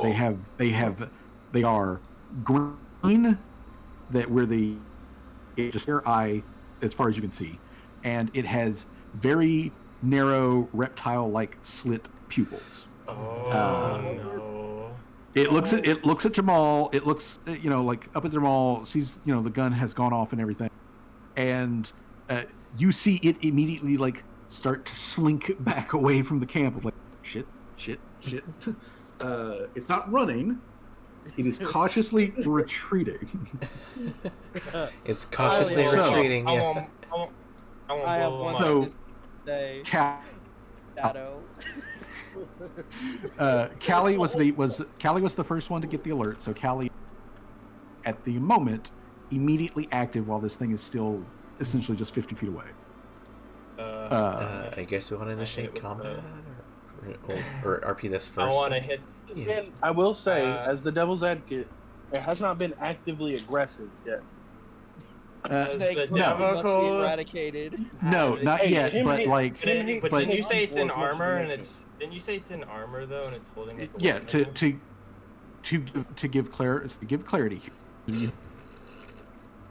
close to it. So essentially, Jamal and Callie, you guys can see that this guy looks like a human dude, except for the weird eyes, who is wearing Can built I for do- combat leather, like reinforced armor, can I do a check and for that? he's got like a fat like stick or club or something in his hand, and he has 2 sets of bolas attached to his belt. Could Oh, wait. I, The bolas Oh. were the snake men, right? Yes, the Kill snake him. man use bolas. yeah, I was like, I like the way you think. Can I load the bomb launcher and just like fucking fuck it, or just shoot him with the Yeah. acid? Shoot the bomb launcher. All right. Shoot that motherfucker. It's just like, oh, That's the attack roll. I need to do the damage roll. That's definitely gonna hit him. So give me damage. It's acid. What? It's lesser. What would be the dice roll for that? I can tell you here in just a second. Let's see. Acid flask. Lesser is a D6 of persistent acid damage, and as well as an additional 1 acid splash damage. So roll a D6. Okay. That's All pretty right. good. All right, so he takes 5 from the actual like hit, and then he takes an additional 1 from the splash. So that's a total of 6 acid damage to this guy. He immediately just like yells, and then like clamps his hand over his like mouth and his nose and all that sort of stuff. And he does not die in this immediate moment, but he's probably going to be very dead in just a second. And so like he just falls to like all fours and begins to like try to crawl like into the bush to like get some fucking cover. killing I him want or to hit him we again. interrogating him? I wanna hit him We can again. interrogate him. So Oh, and you gotta get him before he Yeah, dies. I imagine like Alright, we're all so- still like kind of in the little camp area. And, like, yeah, this is- as the rest of the party is still getting Callie's probably themselves gonna like shout up. back down to them. He's like, "Yeah, I got him, guys. You might want to get him." One, two, got him, sir. So, Callie would need to spend an action to reload the bomb launcher. Jamal would need to either pull a different gun or reload the warning shot. I'm like, I would probably say Jamal is his name. His fucking dragon shot. Okay. So, No, that's all. that's one hell of a warning shot. yeah. Okay. So, between Jamal and Callie to I need both of y'all to give me another attack roll. Oh, another one. Yes, please. Okay. Wait, we're killing this guy? Oh, That's man. that's exactly what's happening. I mean, I did shout. Hey, I did shout down. Okay. So,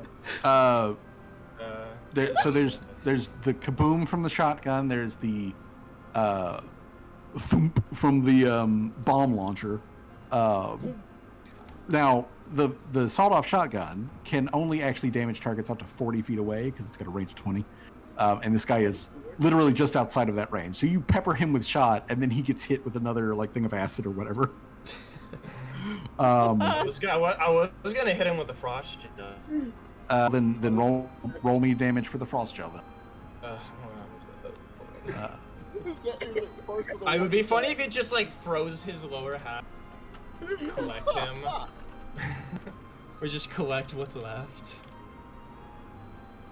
First shot was a warning shot. Next shot was just trying to see if you was any close. Next shot is definitely going to be a kill shot. Is it? Yeah, Dude, I like how we did it just warning. freezes him. Freeze him. What is the specific name of it? Is it a frost vial? It is, yeah, frost gel.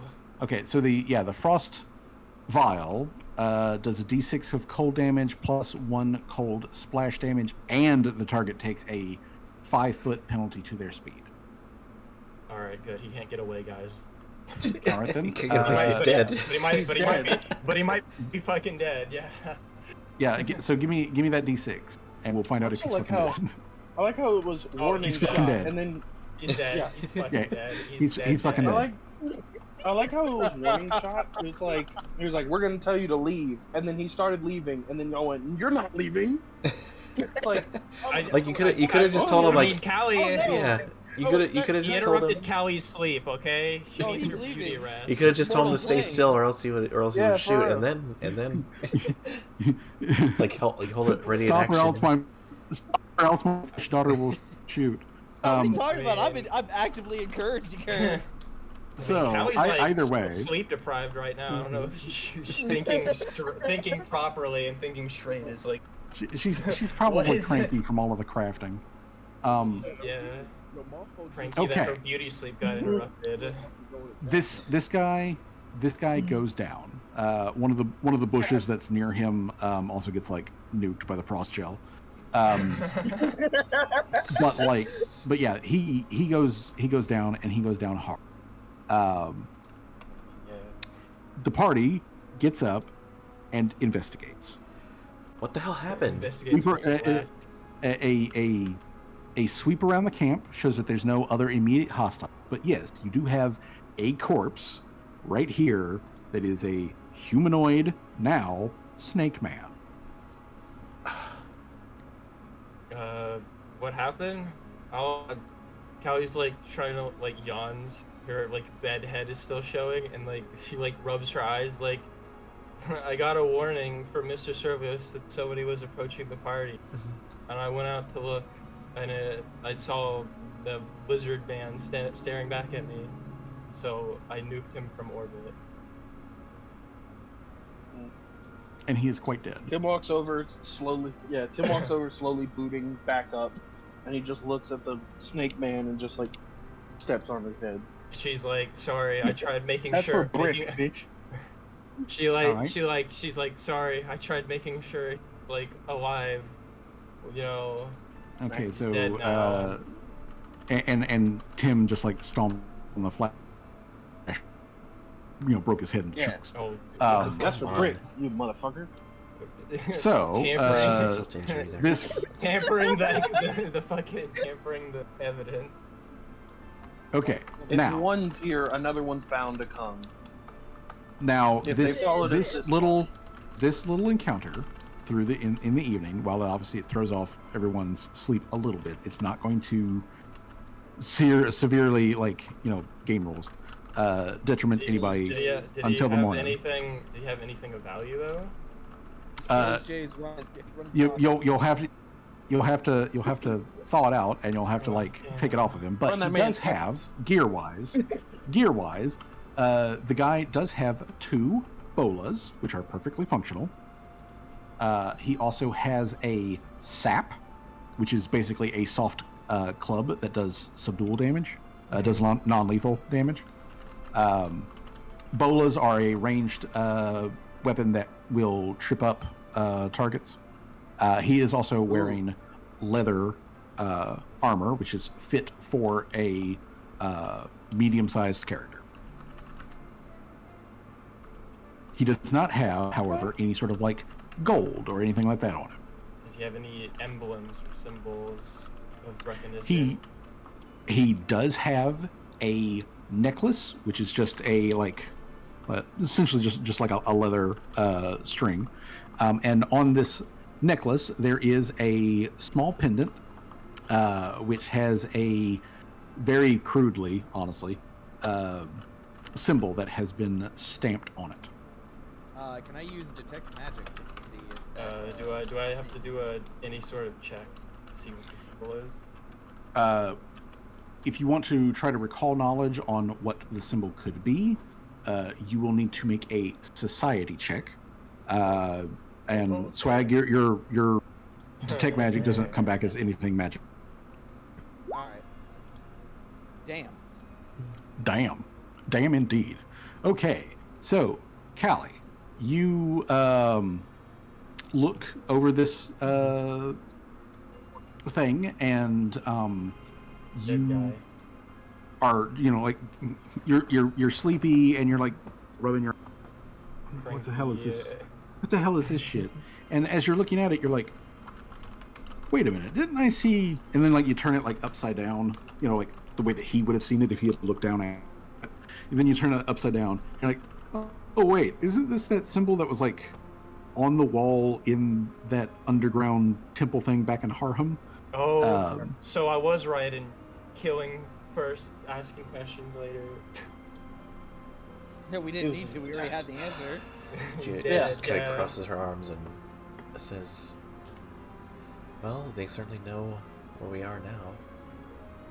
I And guess." Callie's kind of like scratches her head, like, but how would they know where we are? Exactly.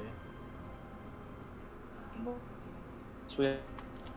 Unless they had some, something, some ordained knowledge of this place and where we were going. Callie kind of like, grumpily like looks around at everyone.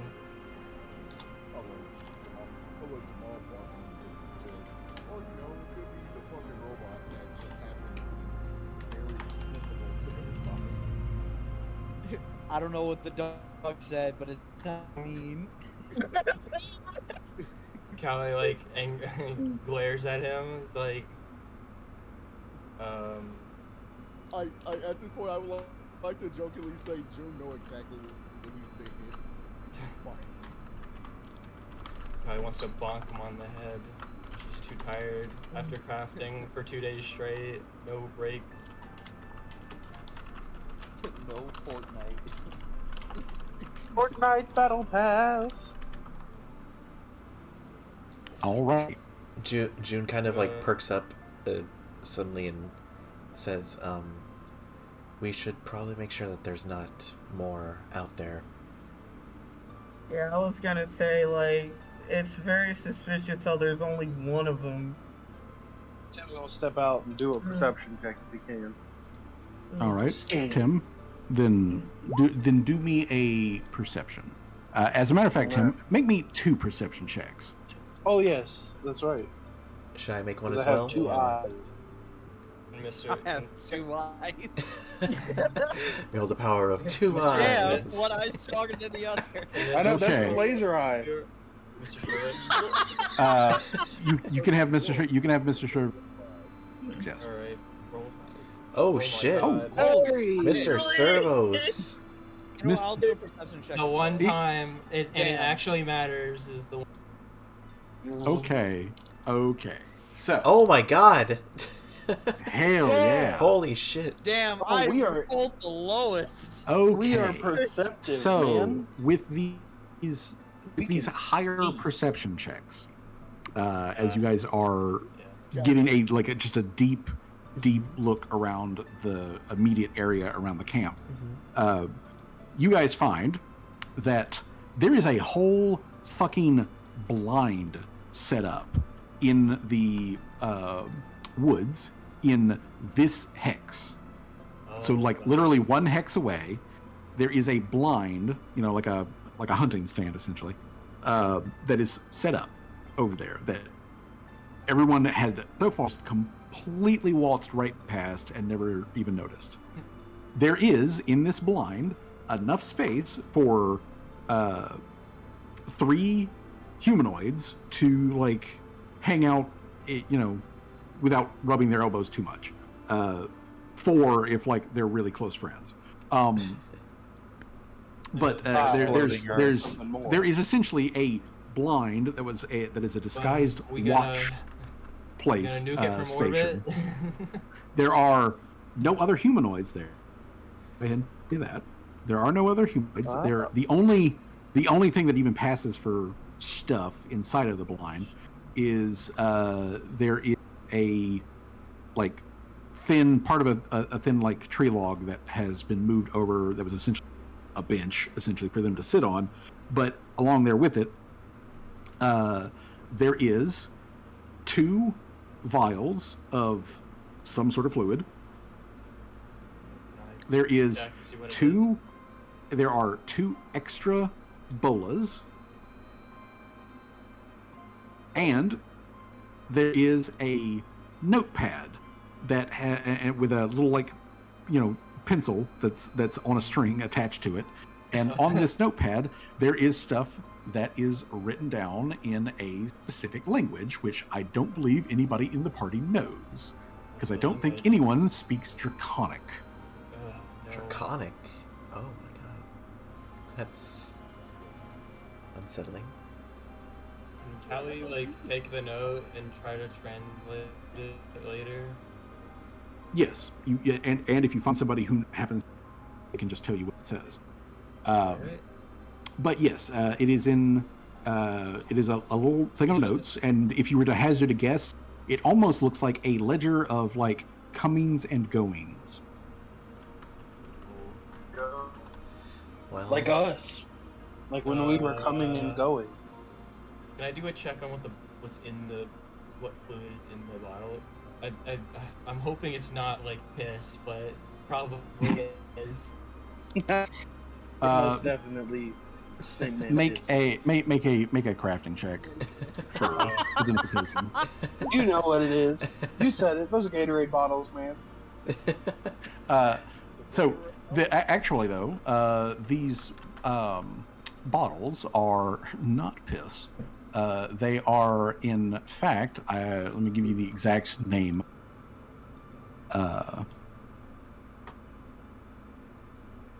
Let's see here. Where is the? I was gonna say something, but Callie's a child. You can say it in Utopian. You can say it in Utopian. I'll say it in Utopian. Just say it in the ones and zeros. Look, man, the only thing we protect Callie from is profanity. Watch your profanity. And dirty work. I blows up a person. Okay. I got him. These are. Goes, how dare you? These are 2 vials of elixir of life. Ooh. Ooh. Alright. I was just looking at that. For next day's mutagen. That's good. So the elixir of life. These are minor elixir of lives. So that everybody knows what these do. They are basically healing potions that heal a d6 hit points, but they also give you a +1 bonus to any saving throws that you might make in the next 10 minutes after you take it against any sort of diseases or poisons. He didn't even get a chance to drink it. He probably didn't think he was going to need it. Yeah, he honestly didn't think he was going to need it. But you guys spotted him as he was sneaking up and just fucking blew him out of orbit. Oh, he was trying to scare him away from too. Very strange. So, like I said, there are 2 of those elixirs of life, minor specifically. There are 2 extra bolas, which counting the ones that he had on, it's 4 bolas. And then there was the notepad with draconic notes written on it.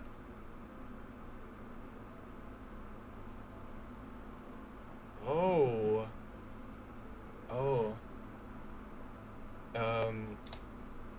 Yeah, Callie would pick up on the fact that there's 4 of those,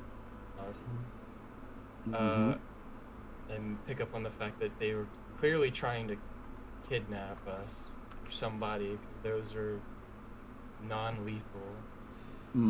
They are specifically made to trip out people and knock you out, and I don't know if that's more disturbing or not. That they weren't here to kill us, but to capture us, maybe. Capture us, yeah. Capture. Tim be not captured. Tim can be rendered. Yeah, Tim can be rendered. Yeah, if anything, we've had this several times. Yeah, if anything, it's worse because you don't take saving throws. You just shut off. I have a funny. That's right. I have a funny question. Can I put the bolus in the bomb Disconnect launcher? my wiring.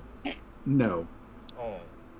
Yeah, the bomb launcher. The bomb launcher. The bomb launcher does not. I had a work fun idea. I was gonna launch all of those in the can. However, if Callie were to either craft or otherwise get her hands on a spoon gun, You can load them into a spoon gun. Also, I was reading about that. It's so cool. So It's the wildest thing. So yeah, if you get your hands on a Can I- spoon gun, then that would work. Callie is definitely. Can I get two? very- Can I get 2 of those bolas, please? Or even just one? I would say Callie's a bit more paranoid now, though. Like, of not being kidnapped necessarily, but just of somebody in the party. Okay, so the party gets the rest of their rest for the evening, and we go on to the next day. Mm-hmm. I imagine with watches. Yeah. Yeah, with much your watches. But like, so in the morning, like early in the morning, Torque and Gloria say that they are both going to stay at camp today, and they are going to. Gloria is specifically switching up her plans from building additional like lean-tos and structures for you guys to reinforcing the defenses of the camp. Specifically, what she is going to focus herself on unsticking the gate so that the gate can actually be closed and locked. Good. Yeah, because all this whole time she hasn't really had any reason to do it, so she's just let it sit there. So she's going to make sure that that is freed up from its stuck position so that the gate can actually be closed. So that is what Gloria is doing, and Torque is going to help her. The party, otherwise, is free to do as they please. Callie is currently outside of like needing to craft stuff, so Callie can personally travel with the party if she wants to, if the party decides to travel.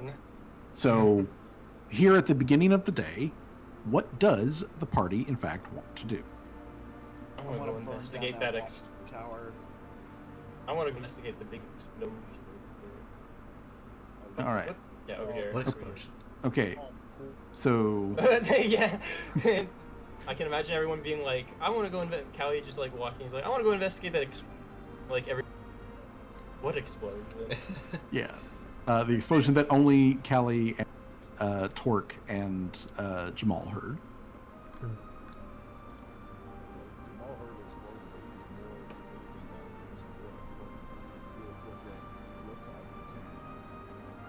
but That does seem that could be important to figure that out. So, okay, so Callie wants to go north though to like check out the possibility for that explosion. Yes. I'll follow with Callie because I gotta protect my daughter just in case any shenanigans happen. Okay, so Don't worry, Callie, I got big ass gun. which includes Mr. Servos. So Callie, Mr. Servos, Swag are ready to go north. I'll go with him too. Okay, that also adds Laria. Does anyone want to go anywhere other than that? Are we splitting the party? Are we sticking? I'd say stick together, especially with the whole, Oh man. snake people. Okay. That's smart. Tim, Tim wanted to go talk to Dan. You gotta ask this question. Do you want to be somewhere without the giant fucking 16-foot robot when there's snake people around, trying to kidnap you? on top of a dog literally saving Tim your thinks to ass. himself. Tim thinks to himself for a minute before figuring he's confident in his ability to protect himself from a couple of attackers, but he doesn't think so he'll follow with the. But he wants to go talk to Dan. So probably next day he wants to go speak to Dan. I mean, Callie Okay. also does want to speak to Dan. She wants to know where all the lead is. Dan the caveman. All right, so real quick, let's backpedal here for just a quick second.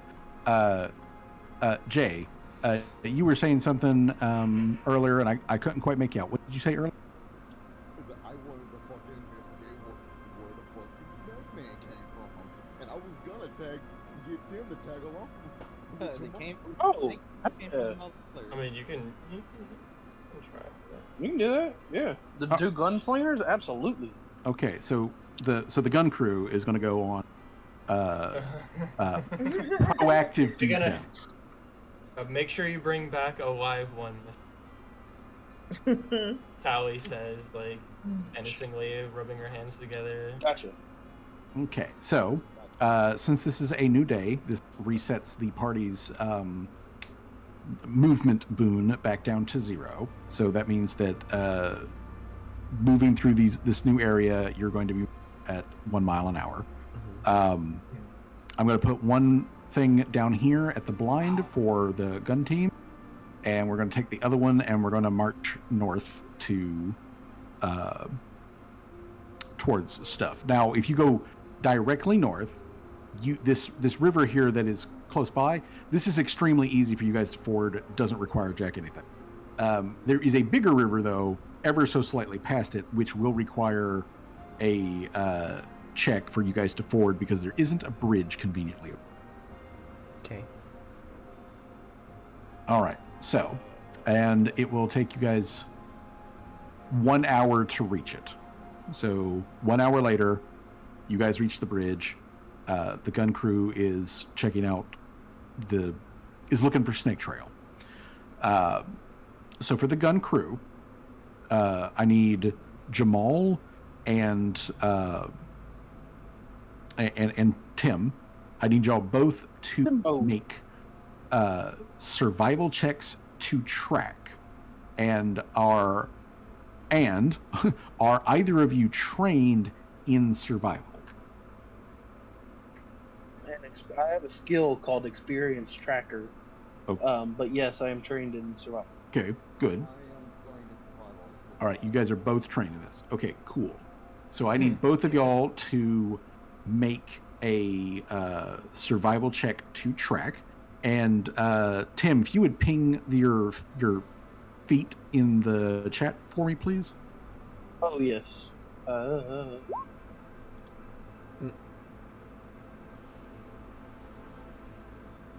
All right, you can track while moving at full speed. Okay, by taking a -5 penalty to your check. Okay, all right then. Okay, so Jamal's survival for tracking is an 8. Tim with the -5, that's going to put Tim at a 14. All right. So, At half speed, I can take that 19. or you, Or yeah, would you that be move. If you want the 19, you would have to cut your movement rate. Should we do that? Should we move half speed so I can take that 19? I'll go ahead and tell you the 14's not going to continue with. Okay. Okay, so then. We'll move at full speed then. Okay, so that your gun team, the trail that Tim manages to find is leading to the southeast. So in this direction is where that's going.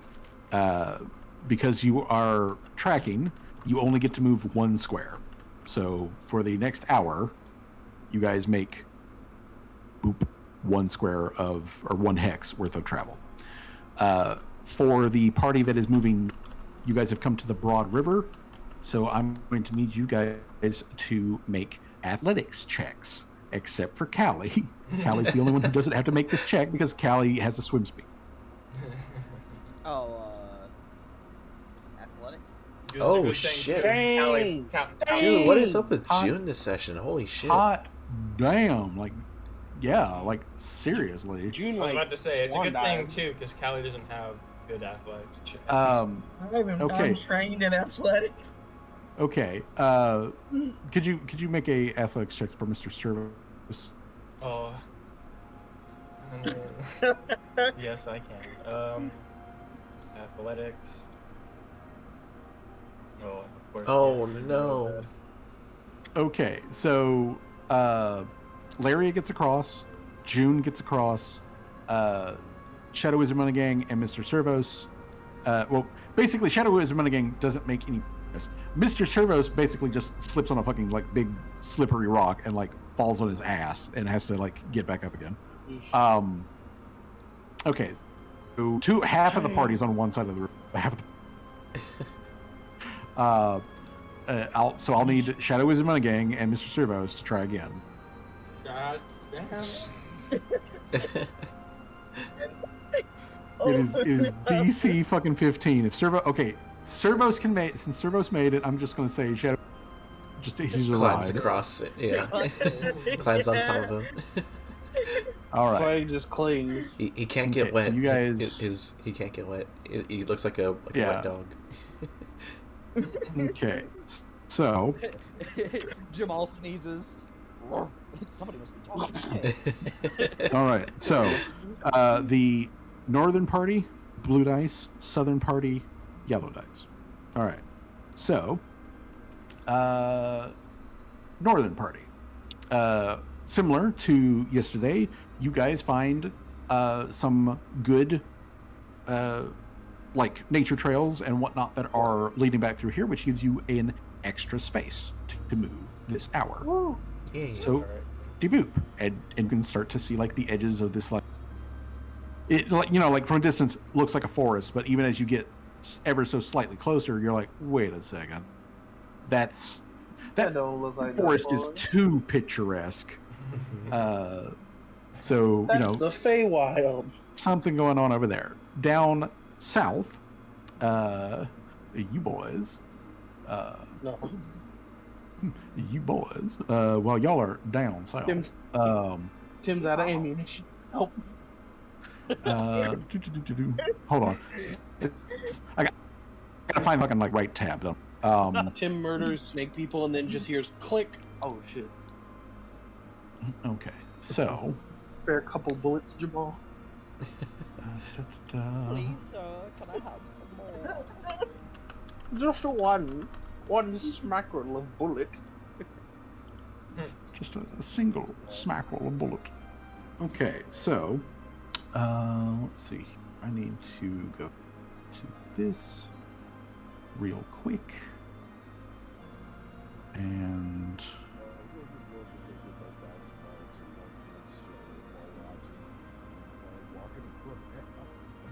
Oh, 100%.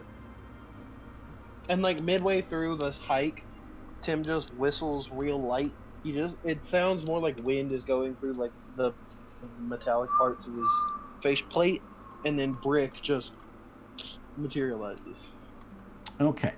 found So brick here. southern, so gun team. I need both of y'all to make perception checks.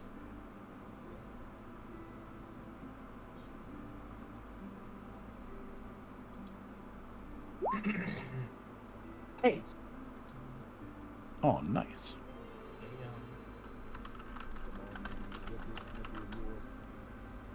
you got a homie? Mhm. Oh, row. Damn. I guess he lost it He today. didn't use his big. He did. Yeah. He lost it. Okay, He so used It's it up on it's him. because All they're right. they're snakes. They don't sweat. They don't make.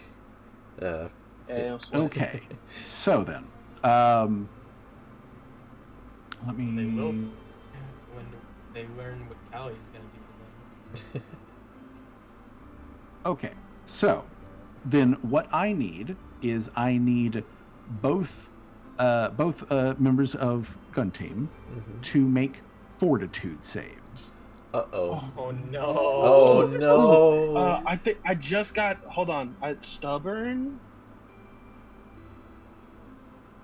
Oh no, that's will. Never mind. Don't worry about it. Yeah, that's a will save. Oh no. Oh god. Well, they're gone. That's why we don't split the party, guys.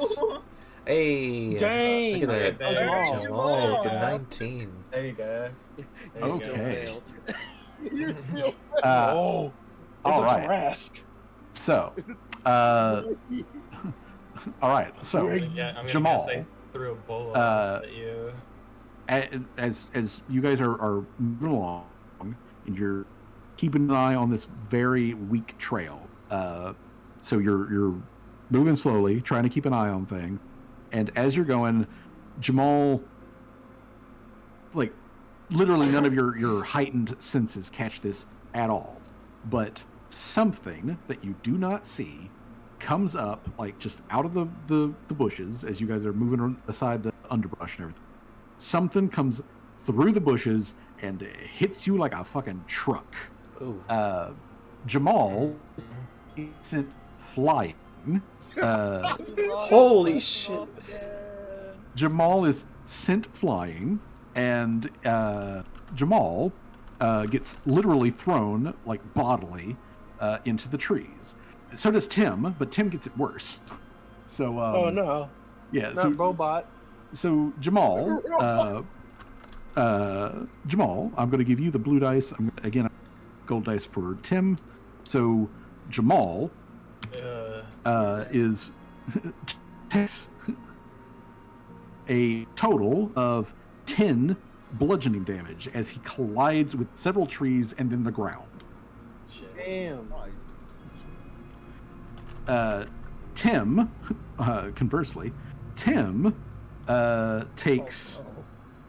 Oh, If he Jamal's taking 10 damage, fucking, I don't want to Yeah. know how much damage. Tim will be fine. Tim will be okay. Okay, yeah, Tim will be okay as Tim takes. Let's see here, 10 plus. Okay, so Tim takes 19 points of Oh my bludgeoning god, damage. he's dead. As so, like Jamal hits a tree nearby, and you would imagine that like that you know Tim, who misses that tree, would be okay, but no, that just means Tim goes farther, hits more trees, and yes, a big fucking rock. That's like a Dragon Ball Z launch. Jesus. Yeah, like you guys get thrown. Specifically, you guys, specifically, really like it, split Jamal. the Jamal gets thrown 10 feet, while fucking Tim is only sent 20 feet. But like I said, like Tim takes almost 20 damage. Tim takes 19. ouch.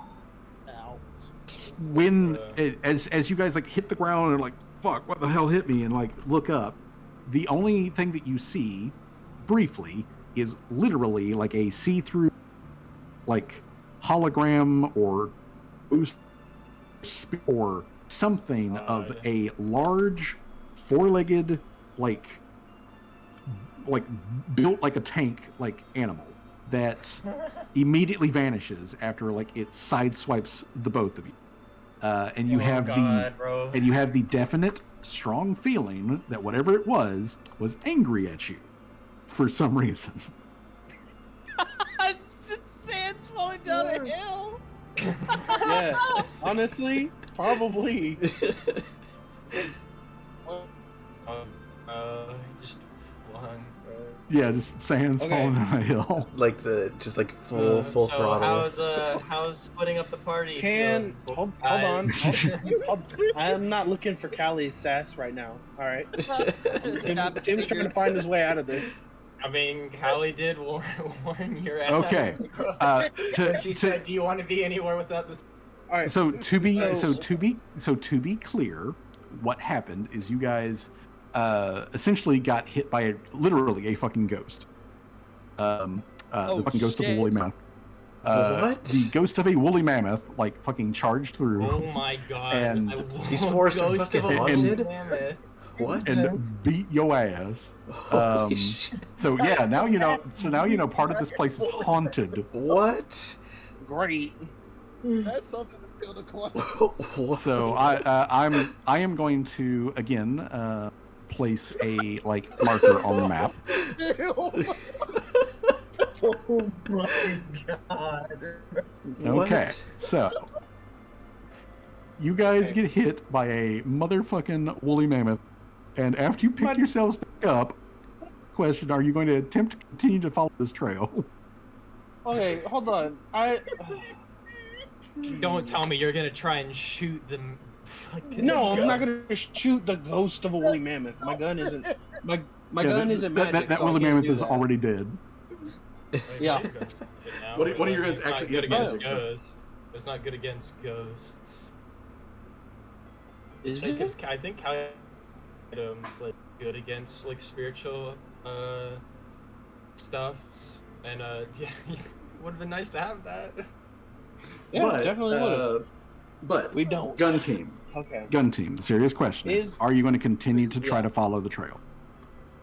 Is there some like just because I want to be They thorough pick with up- this? they- Is there a check that I could do where I could like we could follow it without angering this thing, or is this just like we're in its territory, the longer we stay here, the more likely we're gonna get stomped out. I You would, wanna I follow? I would, thought you were trying to find the lizard man. I would need Tim We are. to make an occultism check. I'm starting to think Tim has ADHD, like robot ADHD. Man gets hyper focused on one thing, and then if another thing comes into it, he just hyper fixates on that too. This man was like, this man got knocked out. Zero. Okay, Tim. But I got it. This man got Tim, knocked out, woke up, and was like, I want to fall. you don't know jack shit about angry undead woolly mammoth ghosts. So as you're like searching around in your like memory bank, any sort of protocol that I know for this, you don't come up with anything. However, Jamal with that fucking 20 occultism. Jamal saw the check, ghosts of war. Yeah. Well, actually, that's not far off. Actually, that's not far off. Jamal, you would know with your 20 that what you've experienced is an angry haunting of this like section of the forest. There are angry spirits which manifest as some dead animals, usually some sort of like the woolly mammoth, and they will attack anybody who moves through the area without appeasing them in some way. So you know that if you need to pass through this hex again, you will need to make a check to calm the spirits the fuck down while you're traveling through.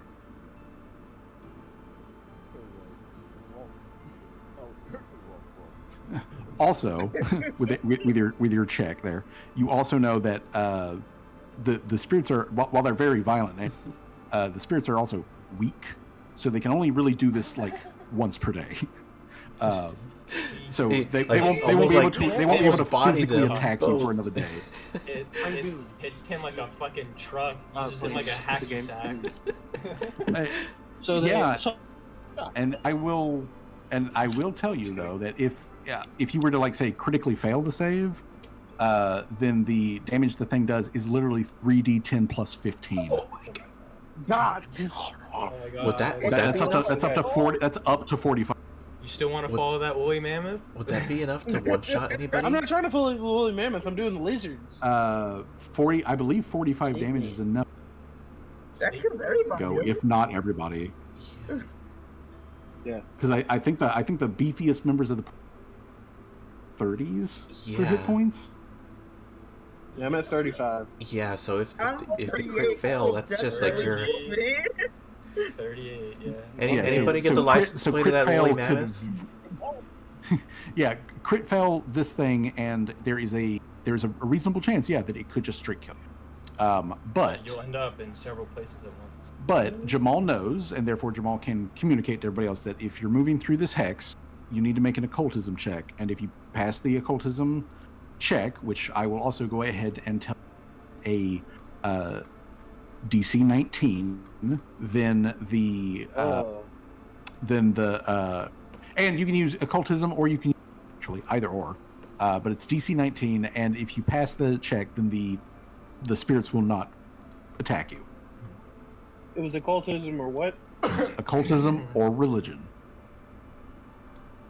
My religion any good? Probably not. I'm a robot. I don't understand religion. It does not compute. No. It's better than my occultism, though. Beep boop, faith does not commute. Okay, so either way, you guys do that. There's no way we can get through here to continue tracking the snake people without actively upsetting this woolly mammoth ghost. I mean, technically, it can't do it again. Can't do it for. So. I mean, you can keep going. Yeah. I mean, Jay did. You can't keep going. The occultism check, Yeah. Well, okay. Well, if we come back, will we have to do this again? No, that's what Fuzzy's like saying. Getting thrown off a cliff? Like hold on, everybody. Hold on. What did you just say, Jay? I was like, yeah, but I don't think Jamal know how to calm down a woolly mammoth. All he just knows is he realized what's happening, and it's probably Not a good idea until we probably have some answers. Yeah, Goes I back mean to that, the that is question, how that's, did that is smart.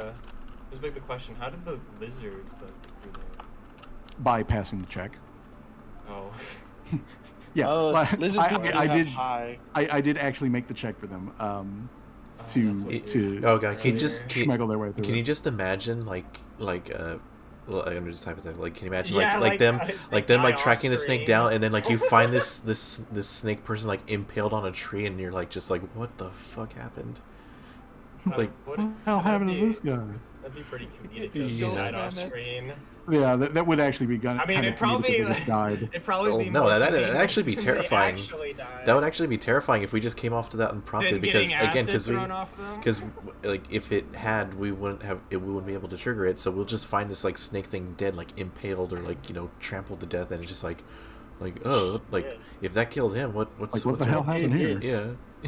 Yeah. Okay, so, but again, this comes back to the central question that I have: is Gun Team going to continue to try to track where the trail goes for the snake folk? Load shotgun, forest haunted. Forest haunted. Jay, I defer to you. What do you think we should? Well, first off, I'm probably about to switch. I have an idea, but I don't. Like I was like, I would say it now, but after I say it, I'm gonna switch to Desktop Discord. Put the browser Okay. Discord and I'm just warning y'all now. Please lower me down. That's what I'm about to do. Yeah, I'm about to do that. so you said that. Everybody check your I do check your have. volumes. I mean, I do have something. I do have an idea you guys could do if you wanted to do it. All right, I set you to 69%. Nice. Oh, I hate being congested in my ears. Oh, let me turn my ears down real quick. He actually has a dial. He just turns off his hearing aids.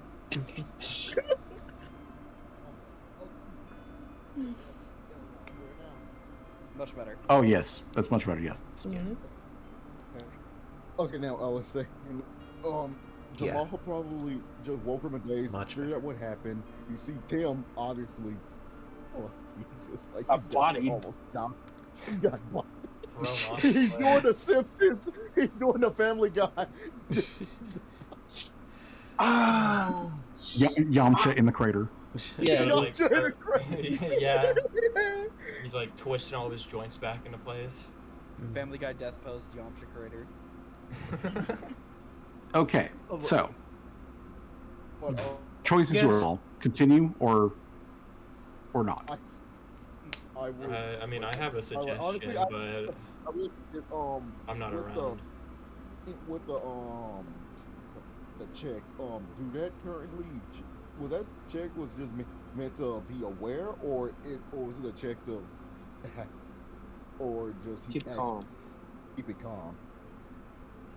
It is the first check was to be aware that it's in the area, which Okay. so that's why when it came in, it adjusted what your saves were depending on what you made, whether or not you were aware or not. From this point forward, you two are aware of it, and if you share with the rest of the party, everybody will be. And anybody who comes through this square or this hex will need to make either an occult check or a religion check to get the spirits to let us pass without problem, kind of thing.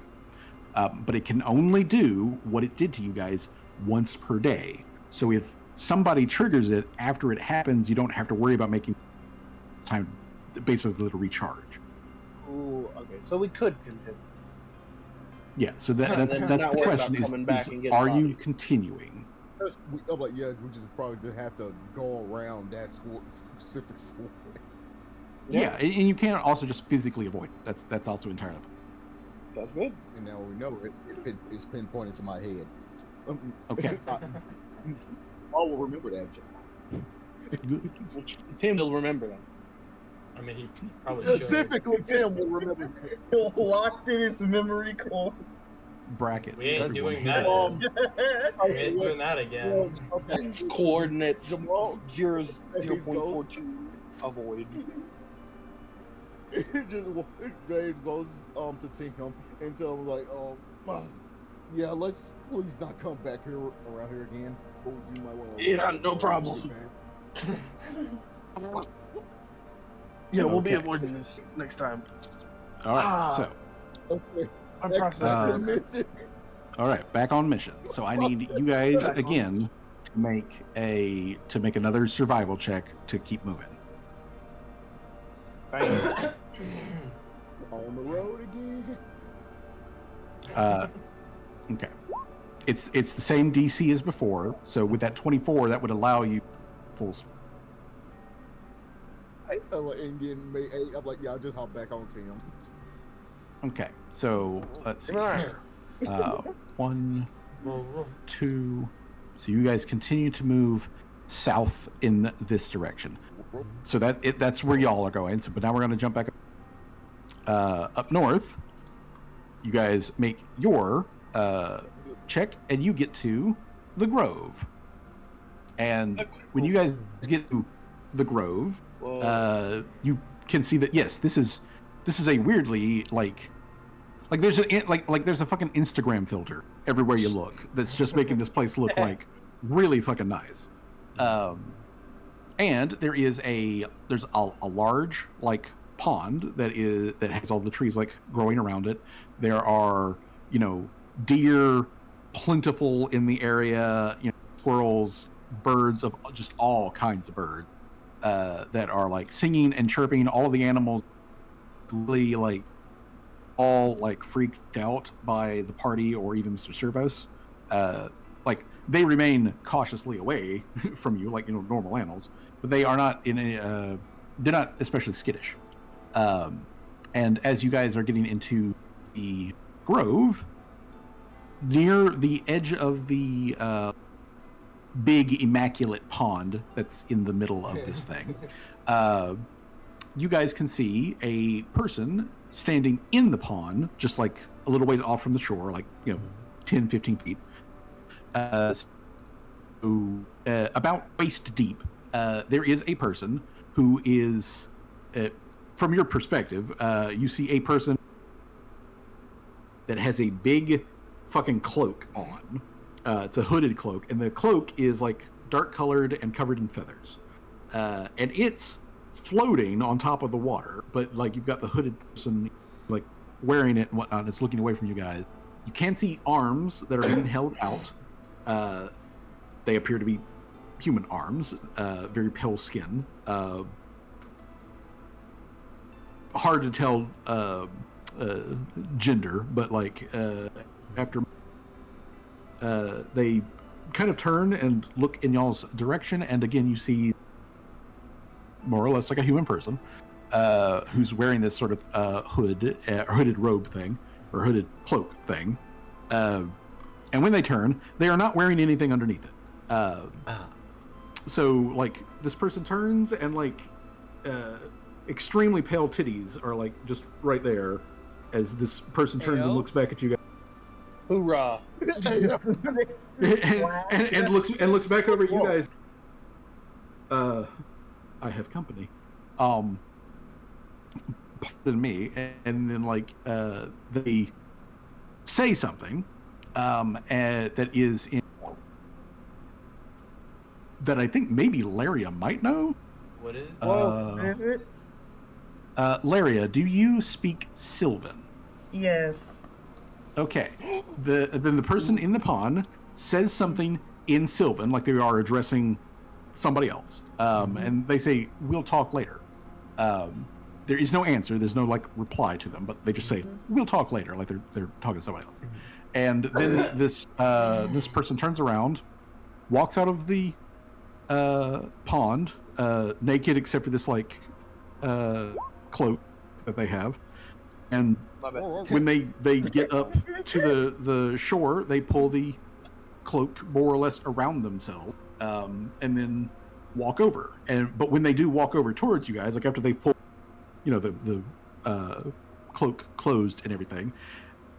You don't see movement in the cloak like them walking. They basically just hover, levitate, like across the grass, over towards where you guys are at. It's kind of lean to everybody. This is suspicious as fuck, right? Yeah, I'm getting some very Yeah. Not here. Callie, should we back up or should we? The figure, the figure stops a respectful 30 feet away from. But the figure stops and then like holds out like a hand and just sort of like general greeting, just like hand out, and says, "Welcome to my grove. My name is Kadlaka. How may I be of service?" So you're the one that Gloria told us about. Oh, you know Miss Gloria? Yes, we are their company for the time being. Ah, I see. Well, welcome to the area. If you have spoken with Miss Gloria, I assume that you have probably also spoken with Miss Torque as well. Yes, they were the one that helped us arrive here. Didn't mean to interrupt whatever it is you were doing. Oh, don't worry about it. I was just having a bit of a conversation. Communing with the land, such as it is. Right. June does not did not understand, like someone stuff, like she was like essentially calling somebody, like she's just like, she thinks she's like a freaky lady, just like half naked in this grove or whatever.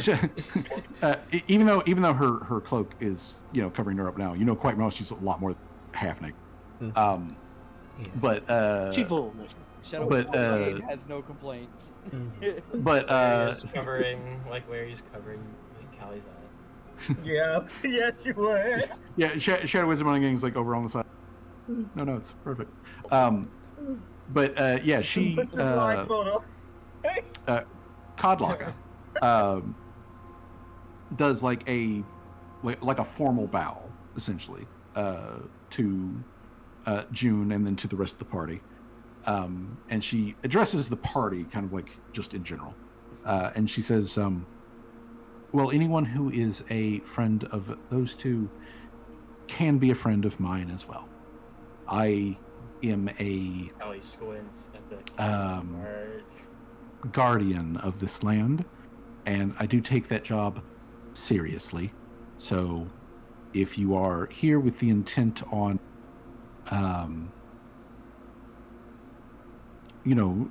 poaching or trapping in such a way that it would destabilize the environment, or to do something like say cut down a great amount of trees or poison the rivers or anything like that sort of stuff, I will destroy you.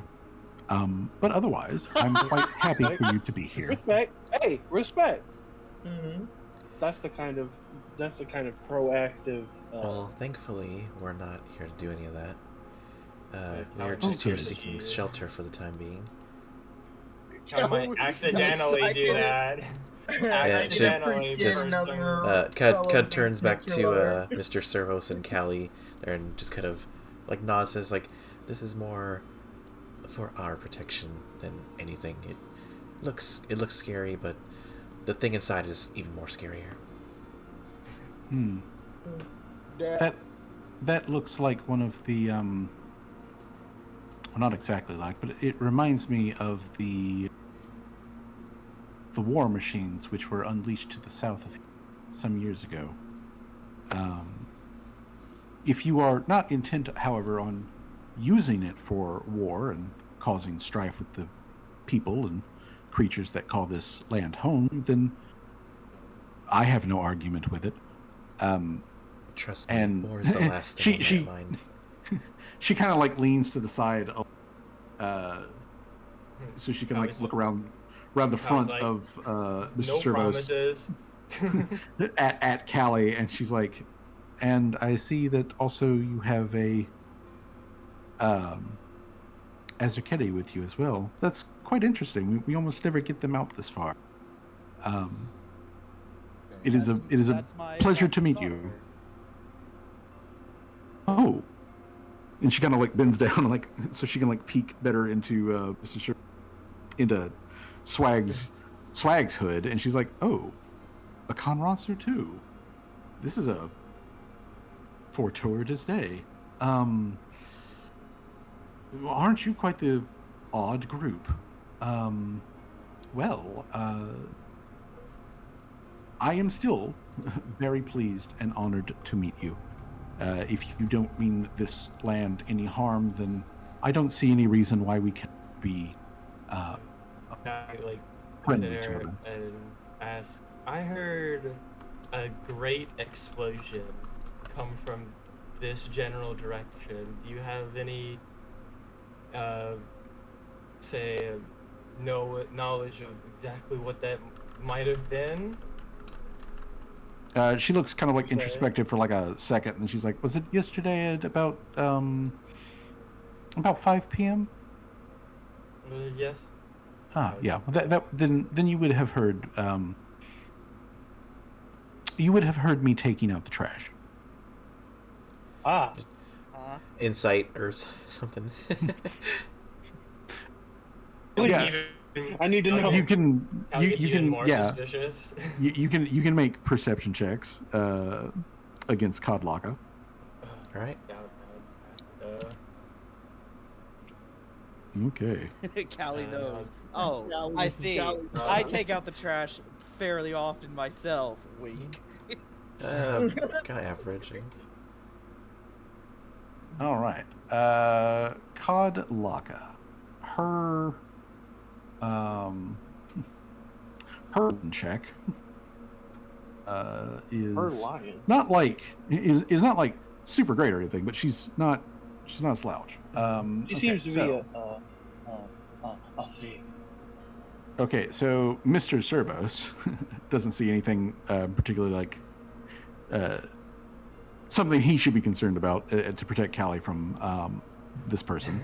But June and Shadow Wisdom Money Gang, y'all are getting that, like there's probably something with this like double entendre. Callie knows that there's definitely something with this double entendre. Same thing with or Laria also knows that there's something is going on. But this you don't have to worry for very long because Codlocka holds out one of her hands, just opening up the robe as she does so that you get like a quick flash of thigh and whatnot, and she gestures with one arm over to, and the trees of the grove, which are like grown like oak trees. So that's the thing that we're talking about here. Literally bend and twist in ways that trees are not supposed to do. That is. But they bend and twist and lean back over and slightly deeper into the grove. You guys see a tangle of vines that are holding a armored humanoid figure up off the ground, like spider webbed between multiple. Very, very fucking dead. Lizard. It's a lizard folk, isn't it? It is not. It is not a snake folk. It is in fact a full blood orc. Oh. Can I is it- like? I imagine that this is like the ones that were like kind of up north that we got warned about. Yes. Especially. Especially June with her. You know that this is one of those Bakken military guys. Yeah. He has all of the like, stuff about it. Yeah. June's like, gonna kind of. Orc problem? She's gonna kind of raise an eyebrow and do like click tongue yes. The other night I was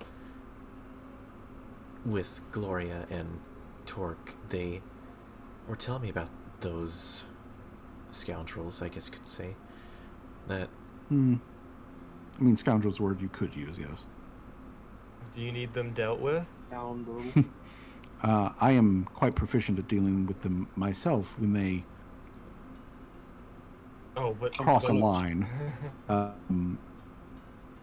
But I insist. I insist. However, if you would like to be proactive in taking care of a potential problem, well, they are located in yonder fortification for the most part. This one, stupidly, came down to my grove, and at first, he was reasonable. We spoke for a short bit, much as we are doing now, and he began to get a bit belligerent when I was not immediately kowtowed by his bluster, and he got angry, and then I got angry back at him, and my angry was a little worse than his. Yes, June kind of takes like a little, not like what's looking really for, like not lean, but like kind of like kind of does like a little like side glance and says like, yes, I know that orcs are not known for their pillow talk, right? Generally speaking, no. It's not the ones that I have had personal interaction with. Shadow Wizard Although, internally, I love the kind of woman that could kick my ass. although, as she mentions, there is one amongst their number who has been respectful beforehand, and I have been respectful in return. One could also, under that terminology, include Miss Torque, and I Did he give think you a friendly name? upon Miss Torque. A name. Oh, trust me, Torque's pillow talk is a lot. The dead more... one, or the one, or oh, sorry. Or now. Just yeah, but looking at, but she looks at Callie real quick, and she's like, "Do you mean the dead one, or the one who wasn't an asshole?" The one who wasn't an asshole. And she repeats says, exactly that exact sentence to her. She says that the one who is not an asshole is called Barrick. Alright, I will note that everyone else is dead. His name is Barrick, and he is called the Walker. I do not know what that means. June is Texas gonna say Ranger. Got it. Texas Ranger. June is gonna say, well, Torque's pillow talk is a lot more sweeter than theirs, I'm sure, and they've told me that I can't wait to hear their screams. They are amicable at most times, but they can be rather ugly at times too. And she kind of pauses and says, if they do become a problem for Gloria and Torque, then I will have a problem with them. And she kind of says, so if you think it would be better for us to deal with that problem, then tell us. If not, we can just leave them be for now. I won't kill him. Well, No, child. No killing. If you The child commits violence. if you travel in this area, it is always possible that you may run across some of them as they scavenge and gather. I have been told by some of the other homesteaders in the area that they have had interactions that have not exactly been violent with them, but it is, I suppose, best to operate under the assumption that they are one stray thought away from engaging in violence should you run across them. If you are not prepared to take on at least a couple of these brutes at any given moment, I would suggest that Callie you. laughs. I would suggest that you try to avoid them. But other than that, if you believe that you can, Menacingly. if you believe that you can deal with them, then by all means, please do. I would not have any particular problem with you proactively taking the fight to it, as it were. My only stake, Hear that, my Rob? only stake in Boys. the matter is keeping Gloria and Torque safe. I would appreciate that as well. The only thing, honestly, that I believe I would ask of you, should it occur to you at the time, but if you go to their fort, and she side eyes like Callie and Mr. Servos, she's like, if you go to their fort and you burn it to the ground, make sure that the fire does not spread. I will do my best. I got frost gel. And she says back. Otherwise, if I can be of assistance to you, I am a practitioner of primal magics, and for a price, I am willing to practice these magics in your benefit. I can be found here most days, and if I am not here, or if you are far from my grove, merely speak to a bird, and I will hear you, and I will come to you. Oh, We now have allies. we now have Twitter. That's it. Hopefully we have allies. It's a tenable alliance. We now have Yeah. Twitter. We tweet to her. Okay. Tweet. Yeah. Tweet at Codlocka. Tweet at Codlocka. At the real Codlocka. Yeah, tweet at the real Codlocka. Codlocka.bluesky. Blah blah blah. So yeah. Great. Anyways, yeah, Codlocka essentially just tells you, it's like, yeah, talk, whatnot, you need to contact me. And as she says this, continuing on with the whole, like, this is a fucking Instagram literally everywhere in this grove, there is a loud bird call that, like, and I mean loud bird call, like, condor screech kind of like thing. A rock. As above the grove, there is a bird that flies by. This bird is very clearly an eagle, but this eagle is the size of a Cessna. Oh, What's that? Like, damn. a Cessna is a two-person plane. It's a Like plane. we're talking a like 30-foot wingspan on this bird. Callie like looks at the Codlocka and is like, is he with you? She and yes. Oh, all right. But yeah, the giant bird Just make sure.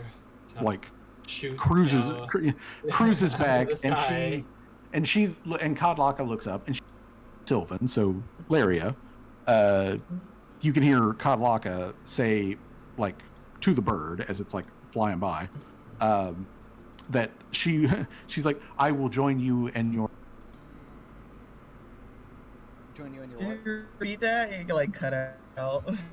I will join you and your husband for dinner later. Nice. Alrighty. Nice. So, Codlocka is an ally with at least 2 giant eagles that live At least 2. somewhere around here. At He is least Gandalf. 2 giant Okay. eagles. Fly, you fool. Alright. All right. Well, Not gonna lie, we I were just kinda making like sure him. that Seems interesting. we were just looking. We were just checking out the sound of that explosion. I hope we weren't interrupting whatever it is you were doing. and we'll keep an eye out on those orcs. If they become a problem, we will be good neighbors, as they say, and make sure that they don't Take out the do garbage. any serious damage to We'll make sure anyone every or last one of them is dead. anyone or the trees here. You know, just kind of like not really sure like what to like say, but like trying to like, you know, be like nice, you know. Mm-hmm. And Kodlaka nods to June, and she says, "Thank you. As I mentioned, do be careful." And after she says this, the eagle has been basically making a wide banking turn. It swoops down so that like it flies just over like Mr. Servos, and it shoots down into that area of the trees that have been like parted, so you guys can see the strung up orc guy. And it just snatches the orc like right out of the vine, rips it out, and then like takes off into the side orc corpse. Well, that's terrifying. At which point, Kadlaka again sort of like waves her hand. The trees return to normal, and she turns around to go about her business. Unless you guys want to continue talking to her. Well, Laria was gonna say to her in Sylvan, I can respect a fellow nature lover like yourself. Kadlaka looks back at Laria, and she replies in Sylvan, "Well then, sister, you can consider me an ally. My focus is not to the heavens like yours, but I hope that we can get along well. Do be safe as you are out there, and keep an eye on your larger companions. Their greater size will not serve them well in some areas of the wilderness." And then she and then she just continues on walking back to the pool and just like wades into the fucking pond, except this time she just keeps going until she bloops under the water and is gone. Okay. So to keep I in mind, would, she I actually would is. just, I would just turn to the party and say she's on our side now. What Well, exactly that might did be you? What exactly did you tell her? that might. Well, what did I tell her? Yeah, like I because just- no one I else, just- no one else speaks Sylvan. You were the only one. I do. Oh yeah. But I'm just like the rest of the besides them, like you know, like what like just trying to be in character. I'm RP and stuff. But... I just told her that I respect a fellow nature lover. Well, Even though like I am an oracle, but like I'm also a leshy, so I can understand that. that makes sense. I just I don't know. She just gives me the creeps. Yeah, Kodlaka is 100 rip somebody to shreds. If you fucking against her. I don't doubt if she wanted to, she probably could take care of that problem herself, but it doesn't seem like that's really her forte. Is that the word? Her. Yeah, that would be the correct term. Yeah, it does not. It would appear that Kodlaka is not of the opinion that she really needs to step in on what these other humanoids are doing, because they have not yet presented themselves as a group as to be a significant threat to the stuff that she considers important. But she's also got. She's also said she doesn't really care so long as you don't cause too much collateral damage if you do something about it. Father, I crave violence. I do too. But I want violence for the woman's attention. So, with Kodlaka leaving, So So with Kadlaka leaving the party as present, I'm going to note that it is in game currently 1 p.m. You guys currently have clear skies. Everything else is otherwise normal. Gun team down south is still following the trail. So let's peek in with them. I need you guys to continue to make those survival checks. Why? Meanwhile, after the boob lady with magic.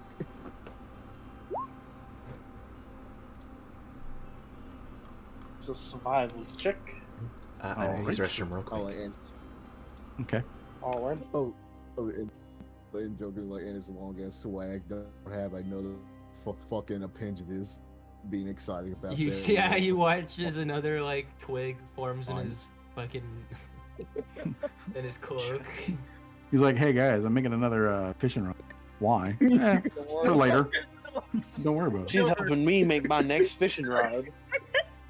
Fucking, All right, we just so- had to cover Callie for like most of the conversation. Okay. Yeah, so yeah. next hour's worth of travel. You know, Tim's expert tracker thing. He is able to keep you guys moving at a good clip. Though, Jamal, I need you to make a perception check. You and just you. He's gonna get bodied by another giant woolly man. If I get hit Yeah, again, damn I'm gonna it. cry. Y'all gonna watch a grown man cry. Okay, 16. All right. So, Something. you guys have been traveling along now, and it's been otherwise a reasonably just, normal fucking trek through the woods. Yet, as you guys are getting further south, and you've got like a lot of like hills and stuff like that you're kind of like moving around through, you get into like a little valley, essentially, area, and you smell something. You smell cooking. It's weak and it's distant, but somebody within about a mile of where you are is currently cooking. Jamal. Real good. You can smell that from a mile away. He'd be like, Yeah, it's pretty "Awesome." spicy. It's pretty spicy, but it honestly, it smells pretty good. It was like, Jamal get a whiff, and just barks to take home. I smell food for some reason. Out on the map, Jamal smells cooking in this direction. The trail is leading in this direction, but the cooking is coming from over here. Was it well, Tim? What was your response to what Jamal said? Look, is there like condemned to a perception check of like smoke or anything of like the cooking stuff? I'm going to go ahead and tell you that Tim, looking around. So whoever is doing it is doing it on the days when it's getting detected is because Jamal has the scent ability. They're trying to be stealthy. My dog has a scent ability. Yep. How But how far- you'd have to summon Brick. Brick was summoned. Brick was Oh, summoned. you've already auto summoned. You've already summoned. Brick Okay, was so- summoned like back here. Okay, He's then been Brick is already 50% through his activity period. Yep. Okay, so Just- I I'll bet Brick- I bet- duly note that now. I'll duly Yeah, my note that bad. Brick is with you. Okay. Okay, I'll just go. Brick, go back in the ball, please. And I put him back in the Okay. thing. Can I do that? Am I allowed to do that now? Well, I mean, yes, you can desummon him, but until we upgrade him, that means his cooldown for the next week starts. Okay, I'll just stick with. I'll keep Brick out then. Okay, so Brick will stay out for the remainder of his Good boy. summonable time. Okay. Yeah. Once we upgrade him to be it for where you can do it multiple times, it'll be a lot easier. But that next- has to wait until the next thing. Next Okay. level up.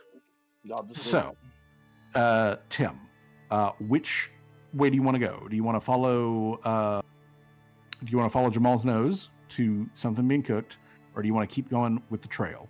Because you got two different ways. And Tim, you can see that the trail does look like it's probably heading towards the cave where you and Shadow Wisdom Gang met Dan. Oh no. Oh, God. That means one of two things. Either Dan is a snake man or he's in trouble. And either way, Tim's gonna go meet Dan. Ah. I think Tim wants to go to the cave.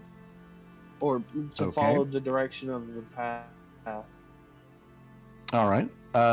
Jamal, are you willing to continue on with the path? It was like Jamal. It was like despite the fact Jamal just smelled a deep record. It's like he knows probably from what at they last extent, probably better to stay together. Yeah. All right. Like Okay. So then, cooking food. I am going to just go ahead and move to the cave. The trail does, in fact, lead to the cave. The cave is exactly the same way that you left it last time you were here a couple of days ago, Tim. And when you get to the back, you show Jamal the giant ass hole in the ground. So that Jay, so that you're aware, this cave is pretty big. Like Mr. Servos could walk in here without ducking, kind of like cave. It is low to the ground, so there's no like real climbing that you have to do. It basically just goes straight into a hill. And it goes back about 150 feet or so. And then there is a 90-degree turn straight down. And Tim, because it was pointed out to him earlier, there is a recessed set of hand and footholds that basically make a easy climb down, but it goes beyond your sight range. There is a tiny ledge, according to Tim, which he was told by Shadow Wisdom Money Gang. There is a tiny ledge about 100 feet down, but past that tiny ledge, the drop keeps going for at least another 700 feet. Yeah, this is a death drop. Yeah, this is if you fall from this and you do not catch the edge, you are a dead man. So, Dead as hell. but down there, that ledge, which is about 100 feet down, was where they encountered a guy who said his name was Dan. He was reasonably nice, and he had just brought home some like shopping goods and whatnot, and like Money Gang blew up his like crate of supplies, and he had apparently bought a soccer ball for his kid, and the soccer ball rolled off the ledge and fell down the hole. So crafted soccer ball. yeah, which Shadow Wizard Money Game said he was going to make a new one, but that's what's down there. So the trail, such as it is, leads to the cave, and the only place that they could go in the cave, unless there's fucking magic at work that's hiding an entire whole camp or something in here, is over the edge and down. All right, I'm gonna do.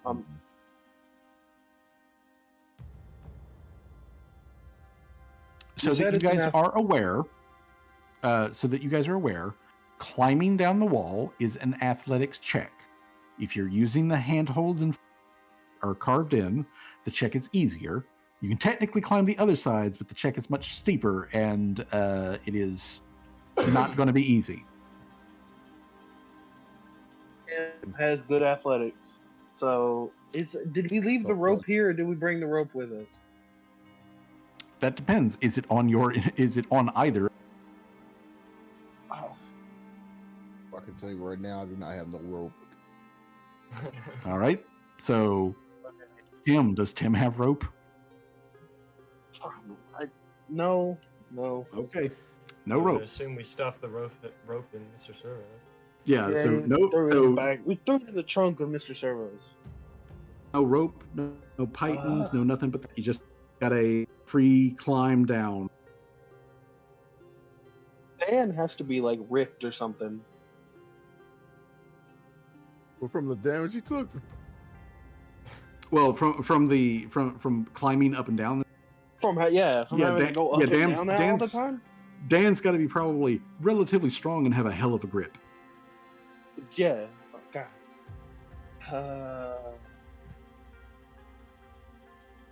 It's kind of more, but it's actually. Unless he uses kinda more his sense. Nope. Public, Can I Tim, what call do you that? have? Oh, go ahead. Oh no, that's what is your number in athletics? I have pretty good athletics. I have I think I have a +7 to athletics. Same with me. Yeah. All right, you're pretty equal with it. Yeah. Let me, because this may become immediate.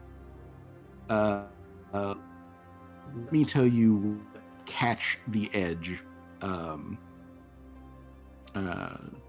or the grab the edge action is.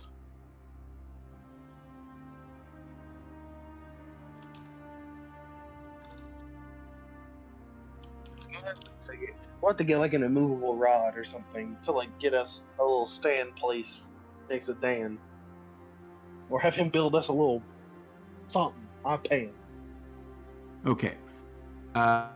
There is a grab and edge is a reaction that you can take if you fall off of something. So, like, let's say you decide to climb down this ladder and you fail the athletics check bad enough that you fall. Then you get an immediate reaction to grab and edge. And then you must make a reflex save, which is the same DC as the climb check that you would otherwise be making. And if you pass it, then you manage to grab the grab the edge, and that can reduce or entirely stop your fall. Logically, and looking at statistics, Tim would be able to do this. However, I really like Tim using the character. handholds. Using the handholds, the climb DC. I'll go ahead and tell you. I will go ahead and tell you the climb DC using the handholds is a DC 12. Okay, it's not this super is not- high. It's actually relatively easy, but there is the possibility you could still fail. Okay, I'm gonna. What do I have? What is the low number? Because I remember you said if you fail bad enough, you'll fall. Is there a fail that won't let me fall? Well, no. If you fail, You fall. You fall, and if you critically fail, then like you just plummet There's to no your death. save. Yeah. Okay. Yeah. I'm gonna roll. This is just because this is kind of big. I'm gonna roll an athletics check. This isn't gonna be for the actual check. This is just gonna be see how this game is rolling for me tonight. Okay. You're doing a vibe check. Yes. Yeah. The vibe check says 18. You still have a hero he's, point like, hopping in for place. the session too. Oh, so what? You just Yeah, and Place, stretching. and okay. Also, check Tim everyone's and Jamal, speed. since it's currently important for you guys, if you look on your sheets, look at your hero points. If you have, okay. How many hero points does Jamal? 2. I got 2. Okay. All right. So then you guys have got hero points for rerolls and dump if you don't just completely get yourselves destroyed, which if fall from 700 feet, I'm sorry, you're dead. But if it's less than that, considerably less than that, then you could spend your hero points to just not utterly die. So just to point that out, completely die. You could not completely die. You would be in an extreme situation, and you would have to hope for rescue, but you wouldn't just die on impact. Jay, Okay. what is Jamal's reflex save? Like actual point. Yeah. Yeah. What's your bonus the for E, reflex? and then the number next to it. Are you gonna throw him? 9. Okay, so we're the same. You better Okay. not tell me. No, I'm not throwing you. I'm not throwing you. I'm just saying I was trying to figure out who was better so they could go down. Tim's gonna go down. Fuck it. Okay. Then Tim, Stitch I need Shadows you money for game for real, for real, for real, for It was real, a Tim, great disturbance to in the forest. climb from the top of this all the way down to the ledge. 2 athletic checks, DC 12. Okay, first one. Jamal just gets off of him and let him do his thing. Okay. All right. Last 50 feet. Give me the next one. Hey, all right. There you Okay. go. Tim, you make it down to the God, ledge. that was so stressful. Tim is Okay. fine. Tim knew he could do Jamal, Jamal, Danger I need you did to make 2 athletic checks. this. Can I have a reaction to catch him? You know what? Yeah, I'll say that action to try to catch Is that- Jamal should he fall. Because Jamal Bar. I got my.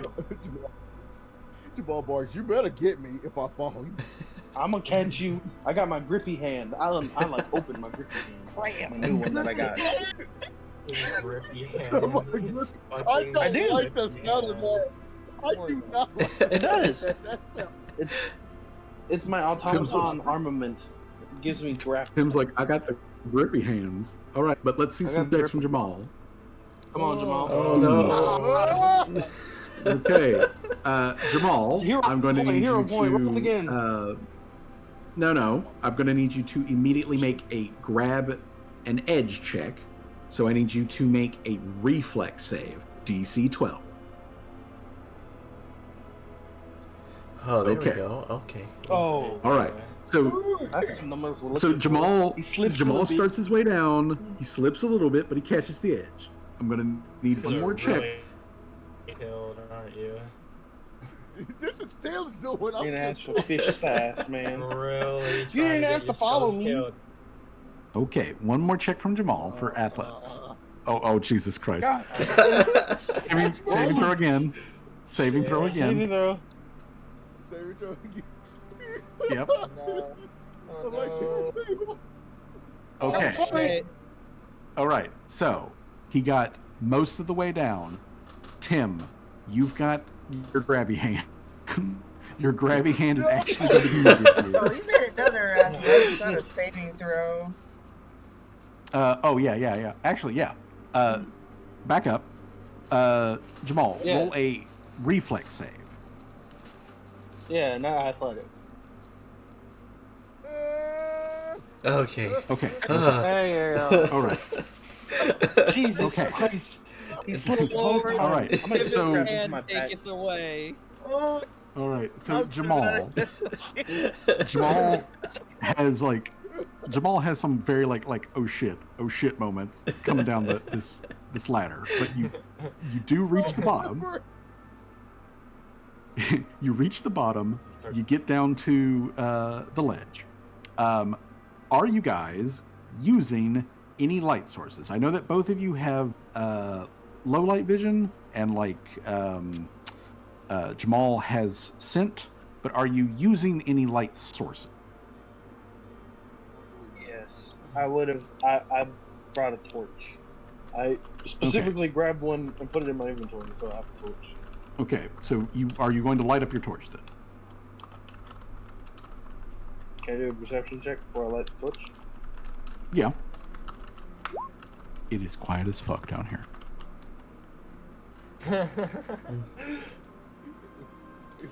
Dan, I'm lighting a torch. This is Tim. This is the person you talked to last time. Light the torch. This is the this is the robot guy. Why? And this is my dog. This is robot. Like, What? So No, someone catch me up to my speed. two What dogs. exactly is going on? Okay, there- so gun team followed the trail Almost ate down shit. to the cave where Tim was encountered, or not Tim, Dan, was encountered last time. Mm-hmm. They then climbed down the recessed, hidden ladder that had been carved into the wall Mm-hmm. to get down to the ledge, which is 100 feet down this hole. So they are now both currently standing on that ledge where Shadow Wizard Running had that short conversation with Dan at. And Tim is calling out to be like, "Hey Dan, it's me, the robot guy. I'm like," and can't see you click. and when you say that, nobody answers. There is no like call back or anything like that. It is the slight echo of your voice bouncing around in this hole. Nothing else jumps out or anything else happens to you, Tim. So you light up that torch. Yeah. All right. So, Tim, you bring light into the darkness, and you guys can see that you are, in fact, on a ledge that is roughly about 10 feet wide. It leads around the edge of the main hole that you are in, and about 10 feet from where you touch down at, it goes into another cave that then just branches off from this hole. Right at the entrance, though, of that cave, excuse me, there is, just to be really fucking comical about it, there is a mailbox, essentially. Right there with, like, its little flag up and everything. And there is a mat of mycelium, mushroom mat on the ground that has like some sort of like symbol, essentially, where you got like mostly gray mushrooms, and then you have these sort of like white mushrooms that make up like a symbol inside of the gray ones. So there's like a little mat there, and there's a fucking mailbox, and 10 feet deep inside of the of this little cave, which is it's roughly vaguely like a 10-foot wide thing. There is a door that is just right there in the wall with a knocker on it and everything. What's the symbol on the map? The symbol on the map looks like a squiggly mark of some language. What? And I know that Tim only knows Common and Utopian, and it's neither one of those. Jamal knows Common and Shuni. Does Jamal know any other languages? Wait, did I say it right? Dwarven. I know that you got Shuni, and I know Dwarven. Yes, actually, it is a letter in Dwarven. Let's go. What's the letter? It's basically the letter D in Dwarven.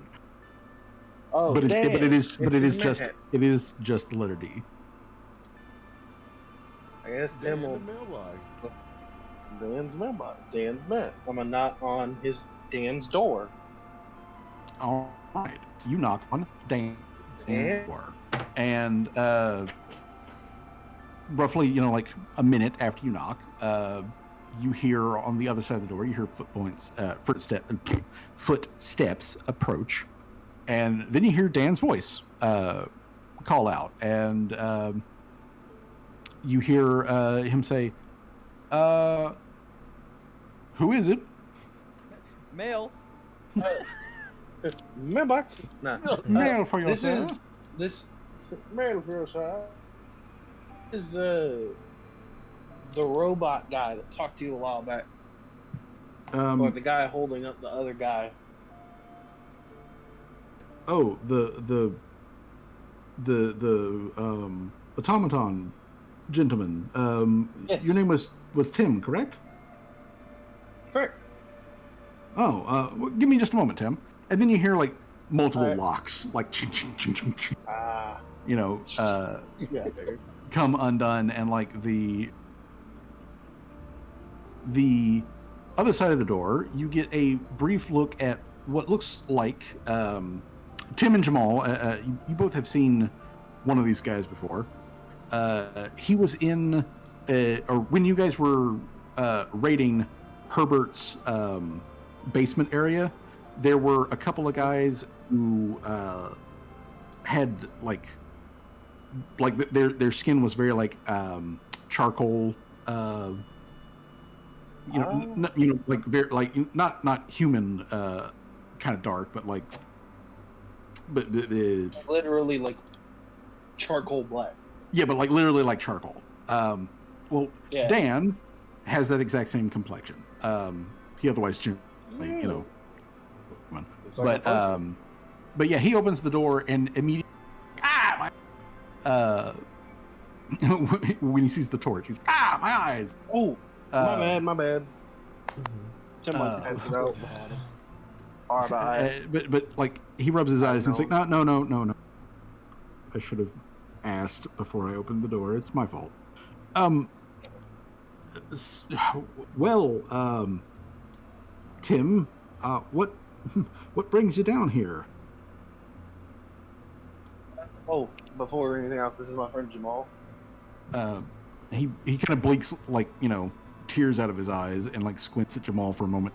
What's a dog doing? He's like, is that dog wearing a hat? Well, Jamal. he's a very special dog.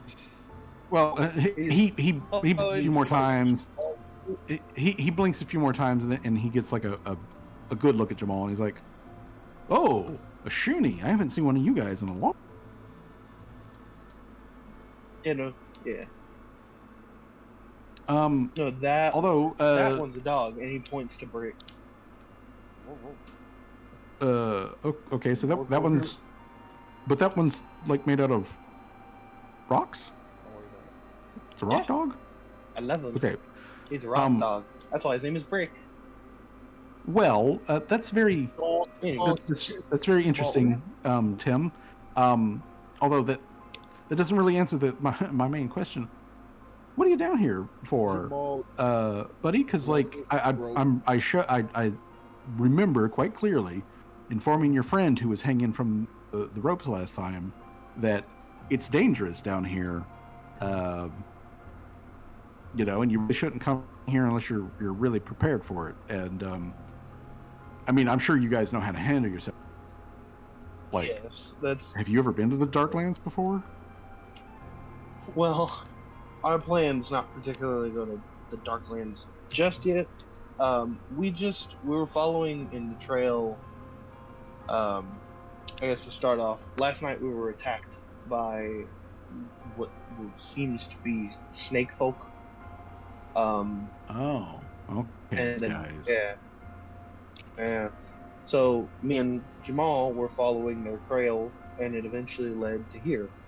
And so we thought maybe you might have seen them if they go into the Darklands, or if they're. Well, I mean, yeah, I have seen them. Are they? And okay, look, I know they're dangerous. Let me be clear about that. I know that they are dangerous, but like, are they? Like, are they dangerous, or? Not to you, most likely. However, it seems like they're actively tracking our group. So while some of them might be a bit wimpier right now, we don't know if we start taking out more, if they're going to start sending some that are a little more physically persuasive. Okay. So we're trying to nip that. Well, Tim, I can tell you that they have come by here a couple of times, both up and down, and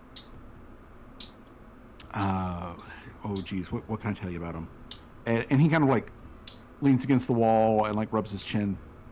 Who's clicking something? Well, I guess. Oh, sorry. I guess that's me. I'll stop doing that. Oh no, I didn't know if it was like something falling. I just got a fidget toy with me. Okay, yeah, no problem. I didn't know if it was like my microphone or whatever. Fidgeting it because yeah. You're good. I am a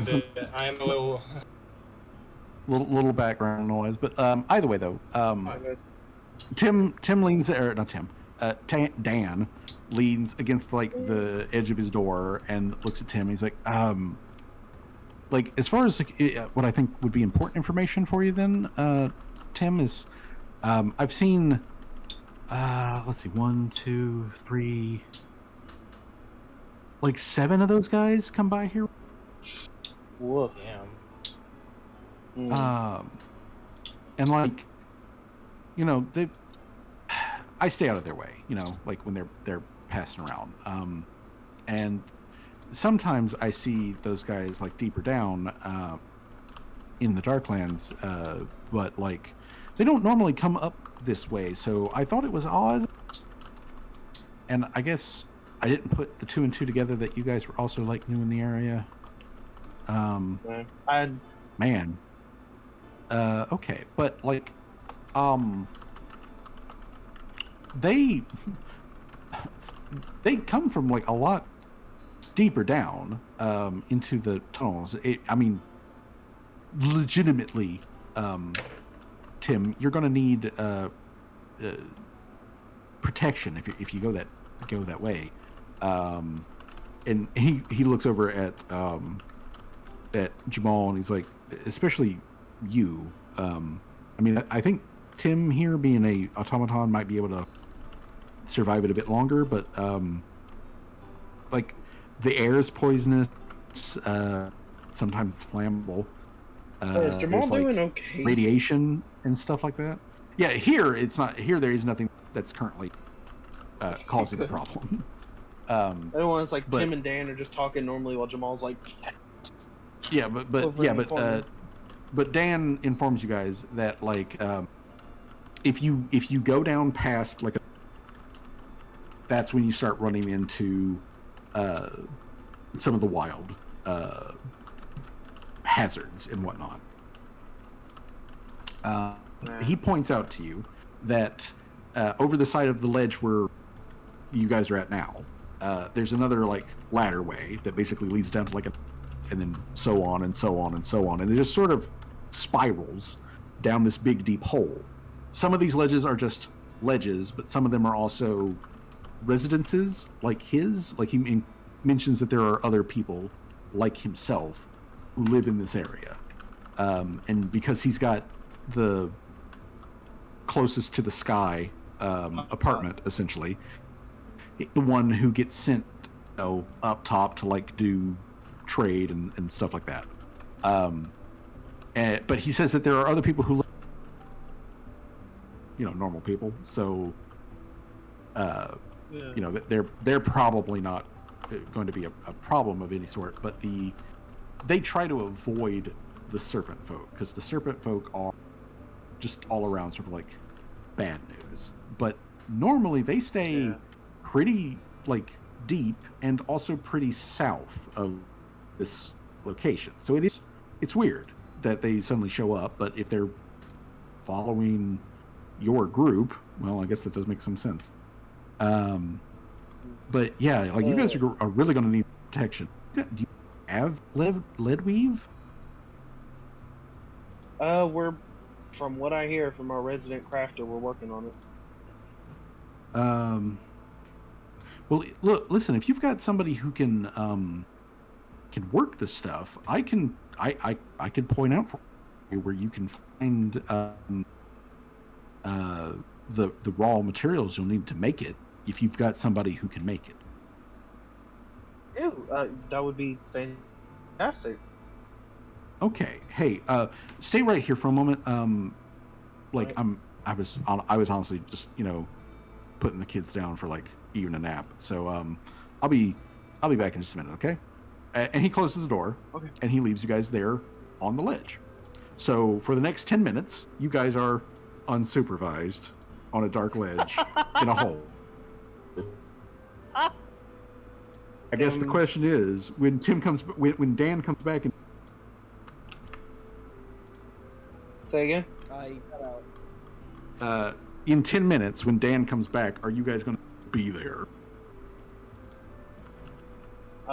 Unless something actively attacks us and throws us off the ledge, Tim's gonna wait.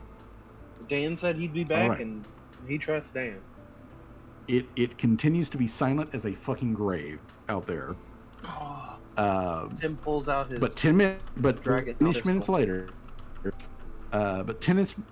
later, Dan returns, and Dan has a like folded up sheet of parchment, and he unfolds the parchment, and he points on it to a couple of positions that match up with landmarks that Tim is familiar with on the surface.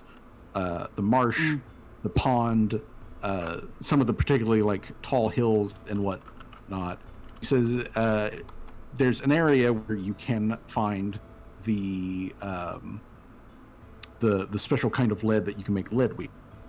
And so he essentially marks that on your map. So I'm going to put down another X on the map for where Dan points out that there is available lead to turn into lead weave. All right, so Dan points out that there is lead over here. So, right there, lead can be found. You will need to dig it out, but there is lead that can be found there that can be turned into lead weave. That's close to the head. Dan also has an old ratty glove that he hands you, and he says this isn't really useful anymore, but if you've got somebody who, they can probably figure it out from this. So he essentially gives you a glove with lead weave in it that in and of itself is not really useful for anything now. If you were to, say, hand that off to Callie would be able to figure out how it's made and then make more. Sick. Well, Tim stuffs that in his side satchel. Dan, But you have after that, Dan says, okay, so look, I would suggest at like bare minimum that you get some lead weave boots and some gloves. Parts of your bodies that are most likely going to come into contact with surfaces. You may want to get like some lead shorts, so you can sit down. But bare minimum, gloves and boots. That's what you're going to need to be able to like safely handle and just touch, surfaces. Oh my god, shit. Are we gonna need headpieces so we can breathe? Well, I mean, there's breathable down there most of the time. The way that I get around, if I'm traveling in, I'm not super familiar with, then the way that I usually do it is, I try to walk slow and breathe shallowly so that if I can feel, like if I suddenly become short of breath or if I, get like a real powerful need to cough or something like that, it usually means that the air quality has changed, and then you got to kind of like navigate back out of that into cleaner air and then find a way around. But usually the lower the sink of a ground, the more you're going to have concentrations of gases that aren't healthy for you. So yeah, I gotcha. Try to stick to high up places. Gotcha. Okay. Before we leave, just in case we need to get back down here, is there any other way to get down to your abode without having to climb? Well, I mean, I guess if you can figure out some way to fly, but that's a bit limited. But if you know somebody who's got like, I suppose you can do that. Climbing's about the best bet. You might want to you might want to invest in like some climbing gear that might be beneficial. That would be smart. They might have that. Okay. Do you climb, Dan? I'm assuming you climb down here. Well, yeah. Whenever I have to like make it from one level to the next, I'm generally pretty proficient at it. I mean, I was born down here, so it's second nature to me. But I know that it can get taxing. So Tim wants pace yourselves. Yeah, Tim wants to just test his grip, just like a handshake, and just be like, grip, give me a good mean handshake, just to see how strong he is compared to Robot Man. All right, fine. You know what? Come on, man. Dan the man Dab me will up. dab you me up, and let's see here. All right, Dan the man. What is Tim's strength bonus? 2. He crushes the pincer here. All right. So Dan. Okay. Then make just make a strength check for me. We should just click on the strength token. Yeah, just click on the strength. All right. Yeah. And then we'll do a public roll for Daniel, the underground manual.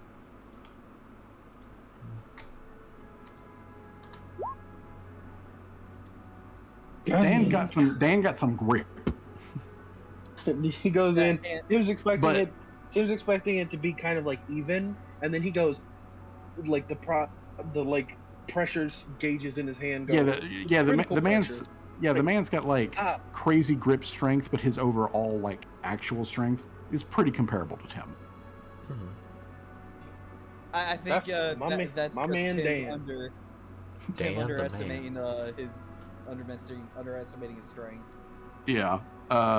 But either way though, he gives you a good, very firm like handshake and everything. And he tells you guys you should probably head back up, honestly. Yeah, probably. But since Dan knows this territory better than you do, if the snake people should travel back or whatnot, it's not exactly difficult for him to like, climb out and like, come by the camp. Like he's seen Gloria once or twice. They've spoken like 4 or 5 words to each other. Yeah.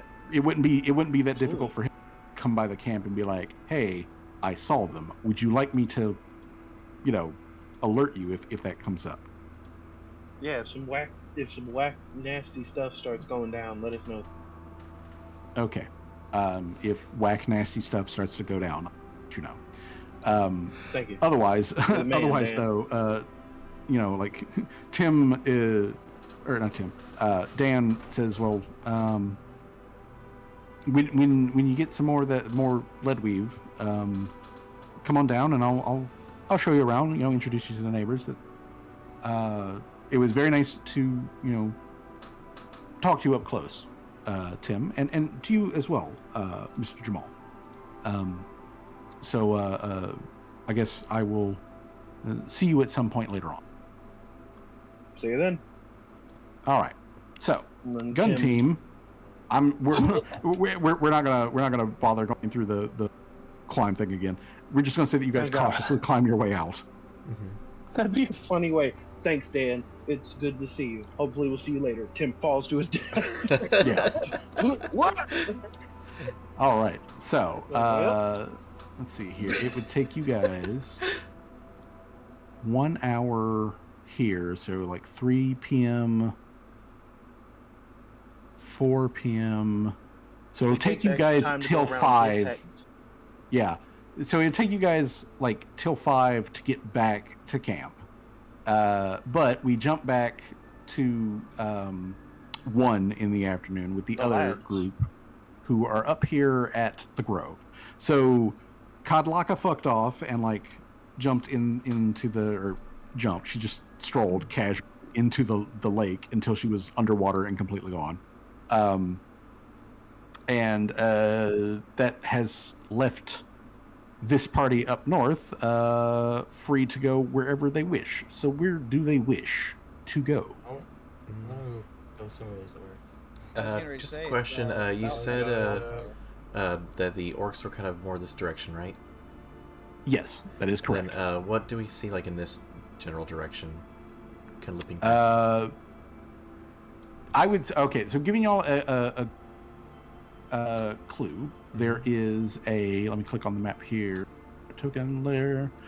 If you were to head in this direction, you would find another bridge. There is more river that goes through here, and you are going to need that bridge because this river is where it is fast and it has cut deep, and there are whitewater rapids. Okay. So there is a bridge which leads across. Let's see here. Let me pull out the rule. From where you guys are currently at, there is about 4 miles away another homestead thing, and then if you were really stretch for it, about 5 miles away, maybe an.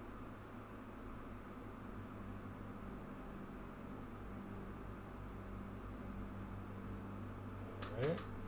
Well, So what does the party want to? I want to go to the fort and kill all the orcs. go back to All the right. fort. That's one. Well, Callie wants to roll up to the fort and kill orcs. Okay. Callie hasn't had much to do this entire session. Well, now Callie has I- something to do. I think it would be foolish to run off and pick a fight with the orcs, at least without the full party. Even though I can shoot them from 50 feet away? With Like, alchemist fire? I mean, I can shoot And from junk 70 bomb. feet. And to be fair, they But, have not. I agree with you. I think They- the full party should be there. June will remind them that they technically have not done anything yet. They are jerks, correct, but it's more like they are a potential danger than an active threat. Is what is the gist of it, correct? So far, yes, that is correct. So June really only offered to deal with the orcs because Kadlaka was like accosted by one, just be like, hey, like I hear, they're not nobody here's really a fan of those guys. Do you need us to, park our mech with a giant cannon on its back to deal with them, And like Kadlaka being Kadlaka was just like, yeah, if you do it, it's no skin off my nose, but just don't burn down the forest while you do. So Yeah. As far as Karlaka is concerned, you guys can do whatever the hell, so long as the fire doesn't spread. She's otherwise cool. So, central question is: it's 1 p.m. as far as you guys are. Which direction do you guys want to do? Do you want to go back to camp? Do you want to head for the bridge? Do you want to scope out the fort, or do you want to meet up with one of the other? I'd say scout the homesteaders. fort. I'd say scout the fort for the sake that when we get back together, we can plan our attack onto them, because as I said, Chamiso wants to impress the woman. Okay. All right. So, scout has been the one vote for scouting. has been the vote so far. I want to check out the bridge over here. Okay. I want to check out the bridge as well. I mean, All right, I would then. vote, but 2 to 1. I don't think my vote would matter, so All right. do what the So, fucking party wants. well, I mean, it is getting you closer to your. So, 1 hour, 2 hour gets y'all to bridge. All right. This bridge, similar construction to the other one, except this one high up. The river cuts really deep through here, so you have sort of like a narrow, deep gorge that the river is traveling through. There are multiple drops, waterfalls, shoals, and just straight on whitewater rapids going on underneath this bridge. But this bridge provides a very steady, safe route across it. So if you're crossing this bridge, you don't have to worry about trying to ford the river, which would be much more difficult here rather than navigate the first time around. So that's 2 hours. Then 3. So let's see, that's 1. So that's 3 p.m. 4 p.m.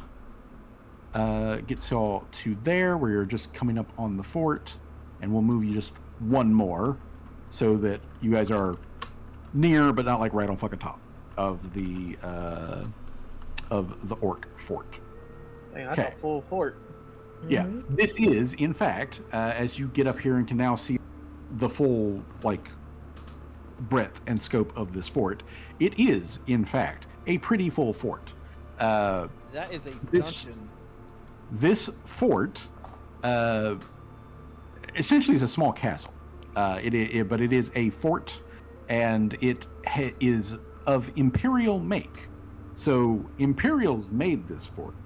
It is in not really good repair, but from a distance, as the party is like laying low and like scoping out what is going on here, you do see a lot of orcs and as well as also like some half orcs and even some humans, but they are all very clearly Bakken, as they all display the like heraldry and all of that sort of stuff. They've got the right kind of like mix of clothing and features and things like that that just says that that's their ancestry. They have made repairs to the fort, but it is not like great. But they've made repairs to this fort. They've got obviously some whole ass community going on inside of it. They are actively combat training, and there is even a section of the fort that you guys can quite clearly see because their gate does not close. But you guys can clearly see in like not only do they have what looks like a very similar sort of like forge setup to what's at the camp, but there is a goblin who is in there who has like these big googly goggles on and is wearing a smock, who is currently casting ammunition. Like, he is making bullets, and they have racks of guns that he's making bullets to fill up said racks of guns. Okay, now I have a problem with them. Hey, Callie, you said you wanted to start an army, right? The hell way to go off. Sorry, what? I said, hey, Callie, you know you wanted to start an army, right? We better start getting this ammo and these weapons, so we make sure that your army is well off. So, looking at this, what you guys have here is quite, yes, actually, if you were to go here, this a large combat encounter that you guys can take care of this fort that is full of enemy combatants. You can tell that they are armed, they are armored, and they do have access to firearms. So that's the thing. Y'all just get fired and squatted. They do not, as far as you can tell, have like, siege weapons or mounted cavalry or tanks, or anything like that. They don't have any of that shit. But they do have some limited capacity with firearms and potentially explosives. You have a mix of orcs, humans, and goblins that make up the mix here. So a little bit of everything. Yeah, a smorgasbord, a sampler platter, if you will, of some true fucking hard-armed banditry. Entrees, if you must.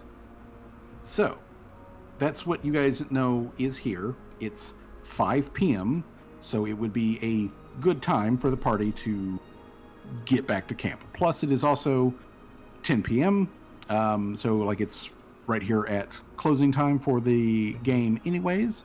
So, unless there's any argument, the party spends the rest of the evening moving back to camp. Yeah, sounds good. Yeah. Okay. So then, I will move everyone back to the camp. We have opened up a lot more map. We know some stuff that's going on. Tim was able to get Callie a sample of lead weave so that Callie can make lead weave. So cool, groovy. We've got all of that sort of stuff. I assume that We also have that somewhere- Tim and Jamal let the rest of the party know about the angry spirits. Mhm. Okay. Yeah, Okay. So angry spirits have, like have avoid that been noted to area. know the party. So we Um, gotta burn down the lake or the swamp, and also that specific forest over there. Oh wait, no, we can't because Cudlock would get mad. Yeah. I don't even know if she would get mad at us. She might even get mad at us if we disturb the spirit. Well, actually, she Maybe. didn't like the big snail thing, so she probably wouldn't be too upset if we got rid of the. We'll have to see. But yeah, no, this was a good session. yeah. So we've got. I'm going to note that this is angry Oh, spirits. by the way, Fudge, what did I found when I was foraging? Oh, when you were foraging, you found edible mushrooms and herbs and stuff like that. So essentially, you can. Essentially, you have enough stuff to either begin growing your own, if you wanted to, or if you wanted to, a day you could do that. Hey, what do I put in my inventory? In your inventory, put just call it foraged rations. Foraged rations. I'm gonna be honest. I didn't really enjoy this campaign that much, at least today. Are you okay? Well, I'm sorry to hear that. No, I've been dozing off the last 2 hours. I just kind of lost Sleep interest. deprived. No, I just lost interest, I guess. Well, it happens. This one's a bit of a slow game. Yeah. Well, it's- yeah, Yeah, this is I it's guess- exploration. Yeah, I it's mean, it's I know. I haven't really had much opportunities to do much, and anytime I did, there were moments where people kept kind of like talking over me, and I didn't really get many role playing opportunities either. All right. Well, one thing that I do think that will be something that we all need to work on a little bit is. But otherwise, though, this has been a reasonably good session, and I thank everybody again for showing up and being here with everybody else. Did we get any experience for nuking that snake person? the surviving the ledge. The snake person, surviving all of the stuff, doing like active exploration, all that sort of stuff. You guys can add 100 XP to your character sheets. Ooh, 100. I think we're at. I guess. Well, we leveled up at 3. Did we get? Or base 100 now. Yeah. So All so we you're need is at 900 more. Yep. And you will get there pretty soon, honestly. Oh yeah. I'm assuming Clearing out when the we clearing burn out down the this fort. whole thing. Yeah, clearing out the fort is going to be like a big chunk of it. Well. Okay. So otherwise, though, again, thank everybody for coming. I'm going to like label up what these various X's and everything are on here so that Yeah. you know we know what's going on. You guys are marking your maps and all that. All right. So I will handle that, and I will talk to you guys later because otherwise I need something, and also to go like grab me a snack or something. Yeah, I probably should eat something too. I'm All gonna right. heat myself up some pizza Cool. and just relax. Yeah. Yeah. It Everybody, is- everybody, it is everybody, relax. time for chills. Everybody. All right. So everyone, have a good evening. I will talk to y'all later. All right, take it easy. Yeah. Have a good Oh, one. actually, Tim, you, Danger, you did say you wanted to play a game though, right? I think they just left. Oh, damn it. Sorry. You You're can gonna have DM to them or message something. him. All right, I'll message him real quick. Take care, everybody. Take care. Good night. All right, and with that, guys, we will end it here as well. And I know exactly who we can raid if they're still alive. Let me double check. Yes, they are. Okay. So we're gonna go raid Valhall, y'all. They are a Valkyrie VTuber, and they are a lovely bean and they're having their birthday celebration. So we go ahead and do /raid. Val Hall, y'all. There we go. Oh, wait. Oh, I did it with the raid Val Hal, y'all. Put an E there for some reason. I don't know why. There we go. And we do the raid message. Oh, I'm misspelling a lot of stuff today. I don't know what's up with me. I guess I'm a bit frazzled. Sorry, I've had a long day. Really sorry. But yeah, it was a great time. I had fun.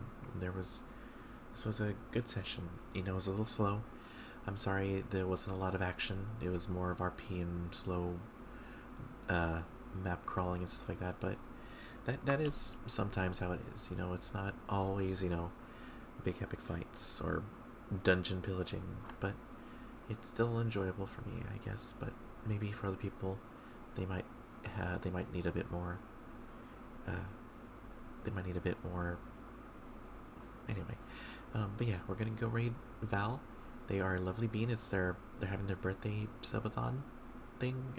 Not too sure, but yeah. So go ahead and copy and paste the raid message. If you're not subscribed, you can use whatever emotes or message you want. But I will see you all later. Have a good one, everybody. Take care. Bye bye. Oh yeah, I forgot this one doesn't have a BRB screen. Yeah, or end screen. E.